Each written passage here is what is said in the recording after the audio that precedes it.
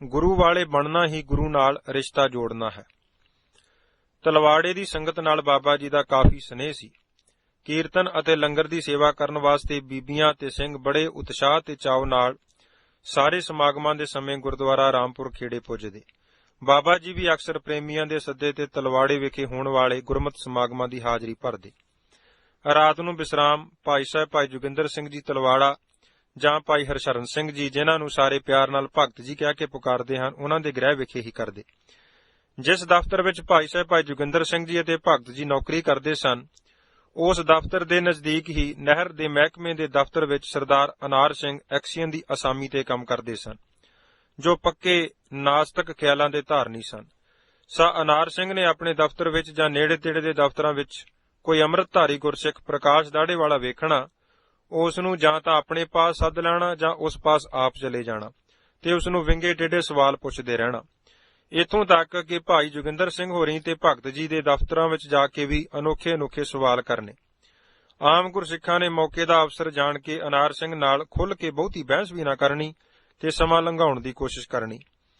ਸਰਦਾਰ ਅਨਾਰ ਸਿੰਘ ਸਿੰਘਾਂ ਲਈ ਨਿੱਤ ਦੀ ਸਿਰਦਰਦੀ ਬਣੇ ਹੋਏ ਸਨ। ਇੱਕ ਦਿਨ ਅਨਾਰ ਸਿੰਘ ਭਗਤ ਜੀ ਪਾਸ ਆ ਗਏ ਤੇ ਕਈ ਇੱਕ ਤਰਕਸ਼ੀਲ ਪ੍ਰਸ਼ਨ ਕੀਤੇ।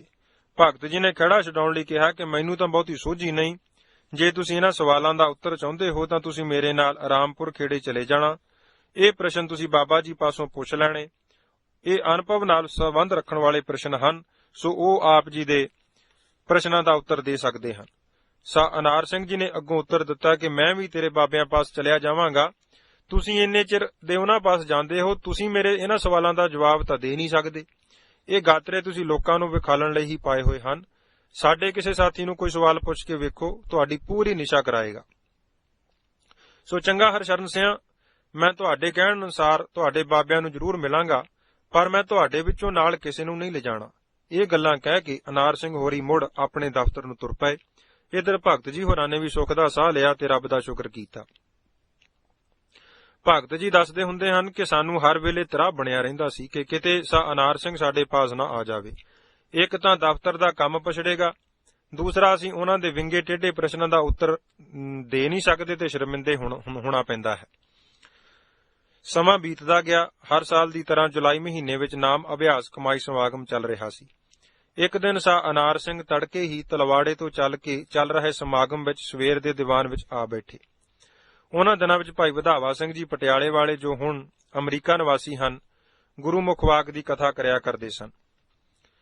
ਅਨਾਰ ਸਿੰਘ ਨੇ ਕਥਾ ਸਰਵਣ ਕੀਤੀ, ਲੰਗਰ ਛਕਿਆ ਤੇ ਵਾਪਸ ਤੁਰ ਪਏ। ਤੁਰਨ ਲੱਗਿਆਂ ਭਗਤ ਜੀ, ਜੋ ਗਠੜੀ ਘਰ ਦੇ ਪ੍ਰਬੰਧਕ ਹੁੰਦੇ ਹਨ, ਉਹਨਾਂ ਨੂੰ ਵੇਖ ਲਿਆ ਤੇ ਬੜੇ ਹੈਰਾਨ ਹੋਏ। ਆਪਣਾ ਮੌਕੇ ਦਾ ਅਫੀਸਰ ਜਾਣ ਕੇ ਭਗਤ ਜੀ ਅਨਾਰ ਸਿੰਘ ਹੋਰਾਂ ਪਾਸ ਗਏ ਤੇ ਕਿਹਾ ਕਿ ਤੁਸੀਂ ਬੜੀ ਛੇਤੀ ਚੱਲੇ ਹੋ।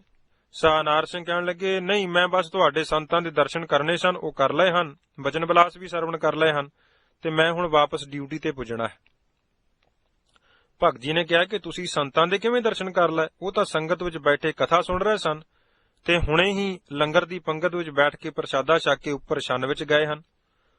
ਅਨਾਰ ਸਿੰਘ ਹੋਰੀ ਕਹਿਣ ਲੱਗੇ ਕਿ ਇਹ ਜੋ ਕਥਾ ਕਰ ਰਹੇ ਸਨ, ਇਹ ਕੋਈ ਹੋਰ ਸਨ? ਮੈਂ ਤਾਂ ਇਹਨਾਂ ਨੂੰ ਹੀ ਸੰਤ ਸਮਝ ਕੇ ਕਥਾ ਸੁਣ ਕੇ ਚੱਲਿਆ ਸੀ। ਭਗਤ ਜੀ ਨੇ ਦੱਸਿਆ ਕਿ ਜੋ ਕਥਾ ਕਰਦੇ ਹਨ, ਇਹਨਾਂ ਦਾ ਨਾਮ ਵਧਾਵਾ ਸਿੰਘ ਹੈ। ਇਹ ਭਾਸ਼ਾ ਵਿਭਾਗ ਵਿੱਚ ਪਟਿਆਲੇ ਨੌਕਰੀ ਕਰਦੇ ਹਨ। ਬਾਬਾ ਜੀ ਦੇ ਬਹੁਤ ਨਜ਼ਦੀਕੀ ਤੇ ਗੁਰੂ ਮਹਾਰਾਜ ਜੀ ਦੇ ਪਿਆਰੇ ਸਿੱਖ ਹਨ। ਕਥਾ ਦੀ ਇਹ ਨਿਸ਼ਕਾਮ ਸੇਵਾ ਕਰਦੇ ਹਨ। ਭਗਤ ਜੀ ਨੇ ਅਨਾਰ ਸਿੰਘ ਨੂੰ ਕਿਹਾ ਕਿ ਜੇ ਤੁਸੀਂ ਬਾਬਾ ਜੀ ਨੂੰ ਮਿਲਣਾ ਹੈ ਤਾਂ ਮੈਂ ਤੁਹਾਡੇ ਨਾਲ ਚੱਲ ਕੇ ਉਹਨਾਂ ਨੂੰ ਮਿਲਾ ਦਿੰਦਾ ਹਾਂ। ਅਨਾਰ ਸਿੰਘ ਜੀ ਕਹਿਣ ਲੱਗੇ, ਭਗਤ ਜੀ, ਆਇਆ ਤਾਂ ਮੈਂ ਸੰਤਾਂ ਦੇ ਹੀ ਦਰਸ਼ਨ ਕਰਨ ਸਾਂ। ਭਗਤ ਜੀ ਅਨਾਰ ਸਿੰਘ ਹੋਰਾਂ ਨੂੰ ਉੱਪਰ ਛੰਨ ਵਿੱਚ ਬਾਬਾ ਜੀ ਪਾਸ ਲੈ ਗਏ। ਅਨਾਰ ਸਿੰਘ ਹੋਰਾਂ ਨੇ ਭਗਤ ਜੀ ਨਾਲ ਜਾ ਕੇ ਬਾਬਾ ਜੀ ਜੋ ਮੰਜੇ ਤੇ ਬੈਠੇ ਸਨ ਜਾ ਨਮਸਕਾਰ ਕੀਤੀ। ਬਾਬਾ ਜੀ ਨੇ ਸਿਰ ਨੀਵਾਂ ਕਰਨ ਤੋਂ ਪਹਿਲਾਂ ਹੀ ਅਨਾਰ ਸਿੰਘ ਹੋਰਾਂ ਦੇ ਹੱਥ ਫੜ ਲਏ ਤੇ ਬਚਨ ਕੀਤਾ ਕਿ ਆਓ ਸਰਦਾਰ ਜੀ, ਬੜੀ ਕਿਰਪਾ ਕੀਤੀ, ਆਪ ਨੇ ਦਰਸ਼ਨ ਦਿੱਤੇ। ਤੇ ਹੱਥ ਫੜਦਿਆਂ ਹੀ ਭਗਤ ਜੀ ਨੇ ਅਨਾਰ ਸਿੰਘ ਹੋਰਾਂ ਦੀ ਸਾਰੀ ਜਾਣ ਪਹਿਚਾਣ ਬਾਬਾ ਜੀ ਨੂੰ ਕਰਵਾਈ ਤੇ ਦੱਸਿਆ ਕਿ ਇਹ ਸਾਡੇ ਅਫਸਰ ਹਨ। ਬਾਬਾ ਜੀ ਨੇ ਜਲ ਪਾਣੀ ਪੁੱਛਿਆ ਤੇ ਫਿਰ ਵੀ ਦਰਸ਼ਨ ਦੇਣ ਲਈ ਕਿਹਾ। ਇਸ ਮਿਲਣੀ ਉਪਰੰਤ ਅਨਾਰ ਸਿੰਘ ਵਾਪਸ ਤਲਵਾੜੇ ਚਲੇ ਗਏ। ਅਨਾਰ ਸਿੰਘ ਹੋਰਾਂ ਦੇ ਬਾਅਦ ਵਿੱਚ ਦੱਸਣ ਅਨੁਸਾਰ ਕਿ ਜਦੋਂ ਉਹਨਾਂ ਦੇ ਹੱਥ ਬਾਬਾ ਜੀ ਨੇ ਆਪਣੇ ਹੱਥਾਂ ਵਿੱਚ ਲੈ ਕੇ ਫੜੇ ਹੋਏ ਸਨ ਤਾਂ ਅਨਾਰ ਸਿੰਘ ਦੱਸਦੇ ਹੁੰਦੇ ਸਨ ਕਿ ਮੇਰੇ ਜੀਵਨ ਦਾ ਪਹਿਲਾ ਤਜਰਬਾ ਸੀ ਕਿ ਮੈਂ ਮਿੱਠੀ ਸਰੀਰ ਵਿੱਚ ਝਰਨਾਹਟ ਜਿਹੀ ਮਹਿਸੂਸ ਕੀਤੀ ਤੇ ਇੱਕ ਸ਼ਾਂਤੀ ਤੇ ਸਰੂਰ ਦਾ ਅਨੁਭਵ ਹੋਇਆ ਜੋ 2 ਦਿਨ ਲਗਾਤਾਰ ਜਾਰੀ ਰਿਹਾ। ਤੀਸਰੇ ਦਿਨ ਐਤਵਾਰ ਦਾ ਦਿਨ ਸੀ। ਇਸ ਦਿਨ ਚੱਲ ਰਹੇ ਸਮਾਗਮ ਦੀ ਸਮਾਪਤੀ ਹੋਣੀ ਸੀ। ਸਾਹ ਅਨਾਰ ਸਿੰਘ ਇਸ ਦਿਨ ਸਵੇਰੇ ਹੀ ਮੁੜ ਆ ਗਏ। ਗੁਰਦੁਆਰਾ ਸਾਹਿਬ ਦੀ ਹਾਲ ਦੀ ਇੱਕ ਨੁਕਰੇ ਬੈਠ ਕੇ ਬੜੇ ਪ੍ਰੇਮ ਨਾਲ ਸਾਰੇ ਦੀਵਾਨ ਦੀ ਹਾਜ਼ਰੀ ਭਰੀ। ਸਮਾਪਤੀ ਤੇ ਆਪ ਨੇ ਬਾਬਾ ਜੀ ਨੂੰ ਫਤਿਹ ਬੁਲਾਈ ਤੇ ਵਾਪਸ ਚਲੇ ਗਏ। ਕੁਝ ਸੰਗਤਾਂ ਦੀ ਸ਼ੋਅ, ਕੁਝ ਪੂਰਬਲੇ ਚੰਗੇ ਕਰਮਾਂ ਦੇ ਅੰਕੁਰ ਪ੍ਰਗਟ ਹੋ ਗਏ। ਅਨਾਰ ਸਿੰਘ ਹੋਰਾਂ ਦੇ ਜੀਵਨ ਵਿੱਚ ਤਬਦੀਲੀ ਆ ਗਈ। ਨਿਤਨੇਮ ਦਾ ਗੁਟਕਾ ਲੈ ਲਿਆ ਤੇ ਸਵੇਰੇ ਉੱਠ ਕੇ ਸਹਿਜੇ ਸਹਿਜੇ ਨਿਤਨੇਮ ਦਾ ਪਾਠ ਆਰੰਭ ਕਰ ਦਿੱਤਾ। ਆਪ ਨੇ ਨਿਤਨੇਮ ਕਮਰੇ ਨੂੰ ਅੰਦਰੋਂ ਕੁੰਡੀ ਲਾ ਕੇ ਕਰਨਾ ਤਾਂ ਜੋ ਕਿਸੇ ਨੂੰ ਪਤਾ ਨਾ ਚੱਲੇ। ਨਿਤਨੇਮ ਦੇ ਨਿਯਮ ਨੂੰ ਇੱਥੋਂ ਤੱਕ ਗੁਪਤ ਰੱਖਿਆ ਕਿ 6 ਮਹੀਨੇ ਤੱਕ ਆਪ ਦੀ ਧਰਮ ਪਤਨੀ ਨੂੰ ਵੀ ਪਤਾ ਨਾ ਚੱਲਿਆ ਕਿ ਮੇਰਾ ਪਤੀ ਗੁਰਬਾਣੀ ਦਾ ਨਿਤਨੇਮੀ ਬਣ ਗਿਆ ਹੈ। ਦਫ਼ਤਰ ਵਿੱਚ ਵੀ ਹੀਲ ਹੁਜਤ ਤੇ ਸ਼ੰਕੇ ਮੁੱਕ ਗਏ। ਹੁਣ ਜੇ ਕਿਸੇ ਪ੍ਰੇਮੀ ਗੁਰਸਿੱਖ ਨਾਲ ਵਿਚਾਰ ਸਾਂਝੀ ਕਰਨੀ ਤਾਂ ਆਪਣੇ ਲਾਹੇ ਦੀ ਖਾਤਰ। ਭਗਤ ਜੀ ਦੱਸਦੇ ਸਨ ਕਿ ਅਸੀਂ ਵੀ ਰੱਬ ਦਾ ਸ਼ੁਕਰ ਕੀਤਾ ਕਿ ਜਦੋਂ ਦੇ ਐਕਸੀਅਨ ਸਾਹਿਬ ਗੁਰਦੁਆਰੇ ਗਏ ਹਨ ਸਾਡੀ ਜਾਨ ਛੁੱਟੀ ਹੈ। ਅੱਗੇ ਤਾਂ ਹਰ ਤੀਜੇ ਦਿਨ ਨਵੀਂ ਤੋਂ ਨਵੀਂ ਤਰਕ ਤੇ ਨਵਾਂ ਸਵਾਲ ਸੁਣਨਾ ਪੈਂਦਾ ਸੀ। ਅਨਾਰ ਸਿੰਘ ਹੋਰਾਂ ਦੇ ਘਰੋਂ ਬੀਬੀ ਵੀ ਭਗਤ ਜੀ ਨੂੰ 1-2 ਵਾਰੀ ਮਿਲੀ ਤੇ ਉਸਨੇ ਵੀ ਕਿਹਾ ਕਿ ਭਗਤ ਜੀ ਮੇਰੇ ਘਰ ਵਾਲੇ ਨੂੰ ਤੁਸੀਂ ਕੀ ਗਿੱਦੜ ਸੁੰਗੀ ਸੁੰਘਾ ਦਿੱਤੀ ਹੈ। ਹੁਣ ਤਾਂ ਘਰ ਦਾ ਮਾਹੌਲ ਹੀ ਬਦਲ ਗਿਆ ਹੈ। ਪਹਿਲਾਂ ਤਾਂ ਸਰਦਾਰ ਜੀ ਦੇ ਘਰ ਆਉਣ ਨਾਲ ਸਾਰੇ ਘਰ ਦਾ ਮਾਹੌਲ ਸਹਿਮ ਵਿੱਚ ਬਦਲ ਜਾਂਦਾ ਸੀ। ਹੁਣ ਤਾਂ ਜਦੋਂ ਸਰਦਾਰ ਜੀ ਦਫ਼ਤਰੋਂ ਘਰ ਆਉਂਦੇ ਹਨ ਚਾਹ ਪੀ ਕੇ ਅੰਦਰੋਂ ਕੁੰਡੀ ਲਾ ਲੈਂਦੇ ਹਨ, ਅੰਦਰ ਵੜ ਕੇ ਪਤਾ ਨਹੀਂ ਕੀ ਕਰਦੇ ਰਹਿੰਦੇ ਹਨ। ਸੁਭਾਅ ਵਿੱਚ ਵੀ ਪਹਿਲਾਂ ਨਾਲੋਂ ਬਹੁਤ ਫਰਕ ਹੈ। ਭਗਤ ਜੀ ਅੱਗੋਂ ਇਹ ਗੱਲ ਕਹਿ ਕੇ ਟਾਲ ਦਿੰਦੇ ਕਿ ਤੁਹਾਨੂੰ ਸਾਡੇ ਨਾਲੋਂ ਜ਼ਿਆਦਾ ਪਤਾ ਹੋਣਾ ਹੈ, ਨਾਲੇ ਸਰਦਾਰ ਜੀ ਅੰਦਰ ਵੜ ਕੇ ਕੋਈ ਚੰਗਾ ਕੰਮ ਹੀ ਕਰਦੇ ਹੋਣਗੇ। 6 ਮਹੀਨੇ ਬੀਤ ਗਏ। ਅਨਾਰ ਸਿੰਘ ਹੋਰਾਂ ਨੇ ਨਿਤਨੇਮ ਦੀ ਪਰਪੱਕਤਾ ਕਰ ਲਈ। ਇੰਨੇ ਸਮੇਂ ਵਿੱਚ ਆਪ ਨੇ ਭਾਈ ਵੀਰ ਸਿੰਘ ਹੋਰਾਂ ਦੀਆਂ ਕੁਝ ਪੁਸਤਕਾਂ ਤੇ ਹੋਰ ਧਾਰਮਿਕ ਸਾਹਿਤ ਵੀ ਪੜ੍ਹ ਲਿਆ। ਜਦੋਂ ਕੋਈ ਸ਼ੰਕਾ ਬਣਦਾ ਤਾਂ ਬਿਨਾਂ ਕਿਸੇ ਹੋਰ ਨੂੰ ਦੱਸੇ ਆਪ ਬਾਬਾ ਜੀ ਪਾਸ ਰਾਮਪੁਰ ਖੇੜੇ ਆ ਜਾਇਆ ਕਰਨ ਤੇ ਇਕੱਲੇ ਜੁਦਾ ਸਮਾਂ ਲੈ ਕੇ ਘੰਟਾ ਕੁ ਠਹਿਰ ਕੇ ਸ਼ੰਕੇ ਦੀ ਨਿਵਰਤੀ ਕਰਕੇ ਵਾਪਸ ਚਲੇ ਜਾਇਆ ਕਰਨ। ਆਪ ਨੇ ਬਾਬਾ ਜੀ ਨੂੰ ਬੇਨਤੀ ਕੀਤੀ ਕਿ ਬਾਬਾ ਜੀ ਤੁਸੀਂ ਮੇਰੇ ਲਈ ਗੁਰੂ ਮਹਾਰਾਜ ਜੀ ਦੇ ਚਰਨਾਂ ਵਿੱਚ ਅਰਦਾਸ ਕਰੋ ਕਿ ਮੈਨੂੰ ਵੀ ਸਤਿਗੁਰੂ ਜੀ ਦੇ ਦਰਸ਼ਨ ਹੋ ਜਾਣ। ਬਾਬਾ ਜੀ ਸਾਹ ਅਨਾਰ ਸਿੰਘ ਹੋਰਾਂ ਦੀ ਇਹ ਬੇਨਤੀ ਸੁਣ ਕੇ ਬੜੀ ਗੰਭੀਰਤਾ ਨਾਲ ਕਹਿਣ ਲੱਗੇ, ਸਾਹ ਅਨਾਰ ਸਿੰਘ ਜੀ ਅਸੀਂ ਤੁਹਾਡੀ ਬੇਨਤੀ ਜ਼ਰੂਰ ਗੁਰੂ ਮਹਾਰਾਜ ਜੀ ਦੇ ਚਰਨਾਂ ਵਿੱਚ ਕਰਾਂਗੇ। ਆਪ ਪਹਿਲਾਂ ਸਾਨੂੰ ਇਹ ਦੱਸੋ ਕਿ ਤੁਹਾਡਾ ਗੁਰੂ ਨਾਲ ਨਾਤਾ ਕੀ ਹੈ। ਜਦੋਂ ਮੈਂ ਤੁਹਾਡੇ ਲਈ ਸਤਿਗੁਰੂ ਸ੍ਰੀ ਗੁਰੂ ਗ੍ਰੰਥ ਸਾਹਿਬ ਜੀ ਦੇ ਸਨਮੁਖ ਖਲੋ ਕੇ ਅਰਦਾਸ ਕਰਾਂਗਾ ਤਾਂ ਤੁਹਾਡੇ ਵੱਲੋਂ ਕੀ ਸ਼ਬਦ ਵਰਤਾਂਗਾ ਕਿ ਸਤਿਗੁਰੂ ਜੀ ਤੁਹਾਡੇ ਸੇਵਕ ਦੀ ਅਰਦਾਸ ਹੈ ਜਾਂ ਸਿੱਖ ਦੀ ਅਰਦਾਸ ਹੈ, ਕਿਉਂਕਿ ਸੇਵਕ ਅਜੇ ਤੁਸੀਂ ਬਣੇ ਨਹੀਂ। ਸੇਵਕ ਦੀ ਨਿਸ਼ਾਨੀ ਚੌਥੇ ਪਾਤਸ਼ਾਹ ਨੇ ਗੁਰਬਾਣੀ ਵਿੱਚ ਦੱਸੀ ਹੈ। ਸੇਵਕ ਉਹ ਹੈ ਜਿਸ ਨੇ ਤਨ ਮਨ ਗੁਰੂ ਨੂੰ ਅਰਪਣ ਕਰ ਦਿੱਤਾ ਹੈ ਤੇ ਸਭ ਕੁਝ ਗੁਰੂ ਦਾ ਜਾਣ ਕੇ ਗੁਰੂ ਦੀ ਦੱਸੀ ਕਾਰ ਕਰਦਾ ਹੈ। ਗੁਰੂ ਰਾਮਦਾਸ ਸਾਹਿਬ ਜੀ ਦਾ ਫਰਮਾਨ ਹੈ, ਸੇਵਕੋ ਗੁਰਸੇਵਾ ਲਾਗਾ ਜਿਨ ਮਨ ਤਨ ਅਰਪ ਚੜਾਇਆ ਰਾਮ। ਗੁਰੂ ਅਮਰਦਾਸ ਸਾਹਿਬ ਜੀ ਦਾ ਵੀ ਫਰਮਾਨ ਹੈ, ਸੋ ਸੇਵਕ ਹਰ ਆਖੀਐ ਜੋ ਹਰ ਰਾਖੈ ਉਰ ਧਾਰ ਮਨ ਤਨ ਸੌਂਪੈ ਆਗੈ ਧਰੇ ਹਉਮੈ ਵਿੱਚੋਂ ਮਾਰ। ਸੇਵਕ ਬਣਨ ਲਈ ਤਾਂ ਆਨੰਦ ਸਾਹਿਬ ਵਿੱਚ ਜਿਵੇਂ ਗੁਰੂ ਅਮਰਦਾਸ ਜੀ ਨੇ ਗਾਡੀ ਰਾਹ ਦੱਸਿਆ ਹੈ, ਤਨ ਮਨ ਧਨ ਸਭ ਸੌਂਪ ਗੁਰ ਕਉ ਹੁਕਮ ਮੰਨਿਆ ਪਾਈਐ, ਇਸ ਦਾ ਧਾਰਨੀ ਬਣਨਾ ਪੈਂਦਾ ਹੈ। ਜੋ ਐਸੀ ਕਾਰ ਕਰਨ ਨੂੰ ਤਿਆਰ ਹੋ ਜਾਂਦਾ ਹੈ ਉਹ ਸਾਹਿਬ ਦੇ ਦਰ ਪ੍ਰਵਾਨ ਚੜ ਜਾਂਦਾ ਹੈ। ਜਿਵੇਂ ਗੁਰੂ ਨਾਨਕ ਪਾਤਸ਼ਾਹ ਜੀ ਦਾ ਧਨਾਸਰੀ ਰਾਗ ਵਿੱਚ ਫਰਮਾਨ ਹੈ, ਐਸੀ ਸੇਵਕ ਸੇਵਾ ਕਰੈ ਜਿਸ ਕਾ ਜੀਓ ਤਿਸ ਆਗੈ ਧਰੈ ਸਾਹਿਬ ਭਾਵੈ ਸੋ ਪ੍ਰਵਾਨ ਸੋ ਸੇਵਕ ਦਰਗਹਿ ਪਾਵੈ ਮਾਣ। ਅਤੇ ਸਿੱਖ ਉਹ ਹੈ ਜੋ ਗੁਰੂ ਦੇ ਹੁਕਮ ਵਿੱਚ ਚੱਲਣ ਨੂੰ ਤਿਆਰ ਹੋਵੇ ਤੇ ਗੁਰੂ ਦੇ ਹੁਕਮ ਵਿੱਚ ਚੱਲ ਪਵੇ। ਉਹ ਸਿੱਖ ਗੁਰੂ ਦਾ ਮਿੱਤਰ, ਗੁਰੂ ਦਾ ਰਿਸ਼ਤੇਦਾਰ ਹੈ ਅਤੇ ਗੁਰੂ ਉਸ ਦੀ ਅਰਦਾਸ ਵੀ ਸੁਣਦਾ ਹੈ ਤੇ ਸਾਰ ਵੀ ਲੈਂਦਾ ਹੈ। ਸੋ ਸਿੱਖ ਸਖਾ ਬੰਧਪ ਹੈ ਭਾਈ ਜੇ ਗੁਰ ਕੇ ਭਾਣੇ ਵਿੱਚ ਆਵੈ। ਚੌਥੇ ਪਾਤਸ਼ਾਹ ਸਿੱਖ ਦੇ ਨਿਤ ਜੀਵਨ ਦੀ ਕਿਰਿਆ ਦਾ ਵਰਣਨ ਇਸ ਪ੍ਰਕਾਰ ਕਰਦੇ ਹਨ, ਗੁਰ ਸਤਿਗੁਰ ਕਾ ਜੋ ਸਿੱਖ ਅਖਾਏ ਸੋ ਭਲਕੈ ਉਠ ਹਰ ਨਾਮ ਧਿਆਵੈ ਉਦਮ ਕਰੇ ਭਲਕੇ ਪ੍ਰਭਾਤੀ ਇਸ਼ਨਾਨ ਕਰੇ ਅੰਮ੍ਰਿਤ ਸਰ ਨਹਾਵੈ ਉਪਦੇਸ਼ ਗੁਰੂ ਹਰ ਹਰ ਜਪ ਜਾਪੈ ਸਭ ਕਿਲ ਵਿਖ ਪਾਪ ਦੋਖ ਲੈ ਜਾਵੈ ਫਿਰ ਚੜ੍ਹੈ ਦਿਵਸ ਗੁਰਬਾਣੀ ਗਾਵੈ ਬਹਿੰਦਿਆਂ ਉੱਠਦਿਆਂ ਹਰ ਨਾਮ ਧਿਆਵੈ ਜੋ ਸਾਸ ਗਰਾਸ ਧਿਆਏ ਮੇਰਾ ਹਰ ਹਰ ਸੋ ਗੁਰ ਸਿੱਖ ਗੁਰੂ ਮਨ ਭਾਵੈ ਜਿਸਨੂੰ ਦਇਆਲ ਹੋਵੈ ਮੇਰਾ ਸੁਆਮੀ ਤਿਸ ਗੁਰ ਸਿੱਖ ਗੁਰੂ ਉਪਦੇਸ਼ ਸੁਣਾਵੈ ਜਨ ਨਾਨਕ ਧੂੜ ਮੰਗੈ ਤਿਸ ਗੁਰ ਸਿੱਖ ਕੀ ਜੋ ਆਪ ਜਪੈ ਅਵਰੈ ਨਾਮ ਜਪਾਵੈ। ਸੋ ਸਰਦਾਰ ਅਨਾਰ ਸਿੰਘ ਜੀ, ਤੁਸੀਂ ਆਪ ਹੀ ਦੱਸੋ, ਮੈਂ ਗੁਰੂ ਪਾਤਸ਼ਾਹ ਜੀ ਅੱਗੇ ਖਲੋ ਕੇ ਆਪ ਜੀ ਲਈ ਕਿਹੜੇ ਰਿਸ਼ਤੇ ਦੀ ਵਰਤੋਂ ਕਰਕੇ ਤੁਹਾਡੇ ਲਈ ਗੁਰੂ ਦਰੋਂ ਅਰਦਾਸ ਰਾਹੀਂ ਦਰਸ਼ਨਾਂ ਲਈ ਬੇਨਤੀ ਕਰਾਂ, ਕਿਉਂਕਿ ਤੁਸੀਂ ਸੇਵਕ ਤੇ ਸਿੱਖ ਦਾ ਰਿਸ਼ਤਾ ਗੁਰੂ ਨਾਲ ਅਜੇ ਜੋੜਿਆ ਨਹੀਂ, ਬਾਬਾ ਜੀ ਨੇ ਆਖਿਆ। ਸਰਦਾਰ ਜੀ ਸਿਆਣੇ ਸਨ, ਰਮਜ ਨੂੰ ਸਮਝ ਗਏ ਤੇ ਬੇਨਤੀ ਕੀਤੀ ਕਿ ਬਾਬਾ ਜੀ, ਇਸ ਕਮੀ ਨੂੰ ਪੂਰਾ ਕਰਨ ਲਈ ਥੋੜਾ ਜਿਹਾ ਸਮਾਂ ਹੋਰ ਦਿਓ ਤੇ ਮੈਂ ਗੁਰੂ ਨਾਲ ਆਪਣਾ ਪੱਕਾ ਨਾਤਾ ਬਣਾ ਲਵਾਂ। ਹੁਣ ਹਰ ਵੇਲੇ ਗੁਰੂ ਨਾਲ ਰਿਸ਼ਤਾ ਗੰਢਣ ਲਈ ਮਨ ਵਿੱਚ ਧੁਕ-ਧੁਕੀ ਲੱਗੀ ਰਹੇ ਕਿ ਉਹ ਸੁਭਾਗਾ ਸਮਾਂ ਕਦੋਂ ਪ੍ਰਾਪਤ ਹੋਵੇ ਜਦੋਂ ਮੈਂ ਇਹ ਕਹਿ ਸਕਾਂ ਕਿ ਮੈਂ ਹੁਣ ਆਪਣੇ ਗੁਰੂ ਦਾ ਹਾਂ ਤੇ ਗੁਰੂ ਹੁਣ ਮੇਰਾ ਹੈ। ਉਧਰ ਵਿਸਾਖੀ ਦੇ ਪੁਰਬ ਤੇ ਅੰਮ੍ਰਿਤ ਛਕਾਉਣ ਦਾ ਦਿਨ ਨਿਯਤ ਹੋ ਗਿਆ। ਸਾਹ ਅਨਾਰ ਸਿੰਘ ਜੀ ਭਗਤ ਜੀ ਪਾਸ ਆਏ ਤੇ ਕਹਿਣ ਲੱਗੇ, ਭਗਤ ਜੀ, ਮੇਰੇ ਲਈ ਕਕਾਰਾਂ ਦਾ ਪ੍ਰਬੰਧ ਕਰੋ, ਮੈਂ ਵੀ ਹੁਣ ਆਪਣਾ ਰਿਸ਼ਤਾ ਗੁਰੂ ਨਾਲ ਜੋੜਨਾ ਚਾਹੁੰਦਾ ਹਾਂ। ਭਗਤ ਜੀ ਬੜੇ ਹੈਰਾਨ ਸਨ। ਭਗਤ ਜੀ ਨੇ ਘਰ ਵਿੱਚ ਜੋ ਚੰਗੀ ਸੋਹਣੀ ਸ੍ਰੀ ਸਾਹਿਬ ਵਾਧੂ ਪਈ ਹੋਈ ਸੀ, ਗਾਤਰੇ ਸਮੇਤ ਬੜੇ ਚਾਈ ਸਾਹ ਅਨਾਰ ਸਿੰਘ ਜੀ ਹੋਰਾਂ ਦੇ ਹਵਾਲੇ ਕਰ ਦਿੱਤੀ ਤੇ ਬੜੀ ਖੁਸ਼ੀ ਪ੍ਰਗਟਾਈ। ਅਗਲੇ ਦਿਨ ਰਹਿੰਦੇ ਕਕਾਰ ਵੀ ਲਿਆ ਦਿੱਤੇ। ਵਿਸਾਖੀ ਵਾਲੇ ਦਿਨ ਸਾਹ ਅਨਾਰ ਸਿੰਘ ਹੋਰਾਂ ਨੇ ਖੰਡੇ ਬਾਟੇ ਦਾ ਅੰਮ੍ਰਿਤ ਛਕ ਕੇ ਗੁਰੂ ਸ਼ਰਨ ਨੂੰ ਗ੍ਰਹਿਣ ਕੀਤਾ ਤੇ ਗੁਰੂ ਵਾਲੇ ਬਣ ਗਏ ਤੇ ਗੁਰੂ ਨਾਲ ਆਪਣਾ ਰਿਸ਼ਤਾ ਗੰਢ ਲਿਆ। 2 ਕੁ ਮਹੀਨੇ ਬਾਅਦ ਬਾਬਾ ਜੀ ਤਲਵਾੜੇ ਇੱਕ ਸਮਾਗਮ ਤੇ ਗਏ।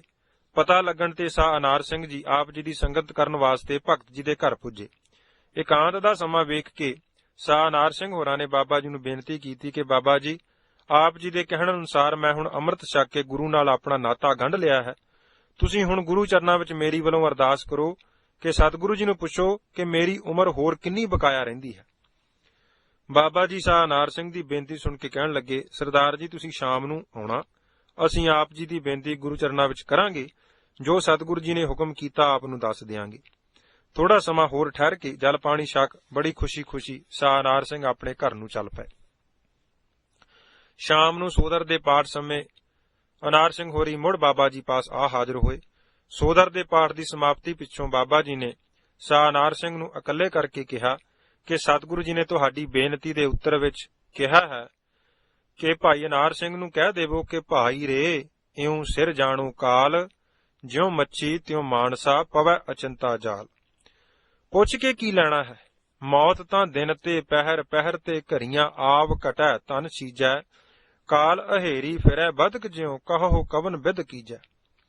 ਅਨਾਰ ਸਿੰਘ, ਮੌਤ ਤਾਂ ਸਿਰ ਤੇ ਖਲੋਤੀ ਹੱਸ ਰਹੀ ਹੈ, ਮਨੁੱਖ ਹੀ ਇਸ ਵੱਲੋਂ ਗਾਫਲ ਹੋ ਰਿਹਾ ਹੈ। ਮਿਰਤ ਹੱਸੈ ਸਿਰ ਉਪਰੈ, ਪਸੂਆ ਨਹੀਂ ਬੂਝੈ, ਬਾਦ ਸਾਧ ਅਹੰਕਾਰ ਮਹਿ ਮਰਣਾ ਨਹੀਂ ਸੀਜੈ। ਜੇ ਫਿਰ ਵੀ ਪੁੱਛਣ ਦੀ ਲਾਲਸਾ ਹੈ ਤਾਂ ਤੁਹਾਡੇ ਰਾਹੀਂ ਪੁੱਛਣ ਦੀ ਥਾਂ ਸਾਨੂੰ ਸਿੱਧਾ ਪੁੱਛ ਲਵੇ, ਅਸੀਂ ਉਸ ਨੂੰ ਦੱਸ ਦਿਆਂਗੇ। ਇਹ ਗੁਰਦੇਵ ਜੀ ਦਾ ਹੁਕਮ ਤੇਰੇ ਲਈ ਹੈ। ਇਹ ਉੱਤਰ ਸੁਣ ਕੇ ਸਾਹ ਅਨਾਰ ਸਿੰਘ ਨੇ ਬਾਬਾ ਜੀ ਨੂੰ ਕਿਹਾ ਕਿ ਮੈਨੂੰ ਤਾਂ ਗੁਰੂ ਮਹਾਰਾਜ ਦੇ ਦਰਸ਼ਨ ਹੁੰਦੇ ਨਹੀਂ, ਮੈਂ ਪੁੱਛਾਂ ਕਿਵੇਂ? ਬਾਬਾ ਜੀ ਨੇ ਉੱਤਰ ਦਿੱਤਾ ਕਿ ਉਹ ਅੱਖਾਂ ਪ੍ਰਗਟ ਕਰੋ ਜਿਨ੍ਹਾਂ ਨਾਲ ਸਤਿਗੁਰੂ ਜੀ ਦੇ ਦੀਦਾਰ ਹੁੰਦੇ ਹਨ। ਉਹ ਅੱਖਾਂ ਹੋਰ ਹਨ ਜਿਨ੍ਹਾਂ ਪ੍ਰਤੀ ਗੁਰਬਾਣੀ ਵਿੱਚ ਅਗਵਾਈ ਬਖਸ਼ਿਸ਼ ਕੀਤੀ ਹੈ। ਨਾਨਕ ਸੇ ਅੱਖੜੀਆਂ ਬਿਆਨ ਜਿਨ੍ਹਾਂ ਦਸੰਦੋ ਮਾਂ ਪੀਰੀ। ਪੀਰੀ ਦੇ ਦਰਸ਼ਨ ਕਰਨ ਲਈ ਸਤਿਗੁਰੂ ਜੀ ਨੇ ਰਸਤਾ ਦੱਸਿਆ ਹੈ, ਜੋ ਗੁਰੂ ਅੰਗਦ ਦੇਵ ਸਾਹਿਬ ਪਾਤਸ਼ਾਹ ਨੇ ਸਾਡੇ ਗਿਆਨ ਵਾਸਤੇ ਧੰਨ ਗੁਰੂ ਗ੍ਰੰਥ ਸਾਹਿਬ ਸੱਚੇ ਪਾਤਸ਼ਾਹ ਦੇ ਪੰਨਾ 139 ਤੇ ਦਰਜ ਕੀਤਾ ਹੈ ਕਿ ਭੈ ਕੇ ਚਰਨ ਕਰ ਭਾਵ ਕੇ ਲੋਇਣ ਸੁਰਤ ਕਰੇ, ਨਾਨਕ ਕਹਿ ਸਿਆਣੀਐ ਇਵ ਕੰਤ ਮਲਾਵਾ ਹੋਏ। ਜਿਸ ਮਾਰਗ ਦੇ ਤੁਸੀਂ ਪਾਂਧੀ ਬਣੇ ਹੋ, ਇਸ ਮਾਰਗ ਤੇ ਚੱਲ ਕੇ ਨਿਰੇ ਦਰਸ਼ਨ ਹੀ ਨਹੀਂ ਹੋਣਗੇ, ਸਤਿਗੁਰੂ ਜੀ ਤੁਹਾਡੇ ਸਾਰੇ ਸ਼ੰਕਿਆਂ ਦੇ ਉੱਤਰ ਵੀ ਦੇਣਗੇ।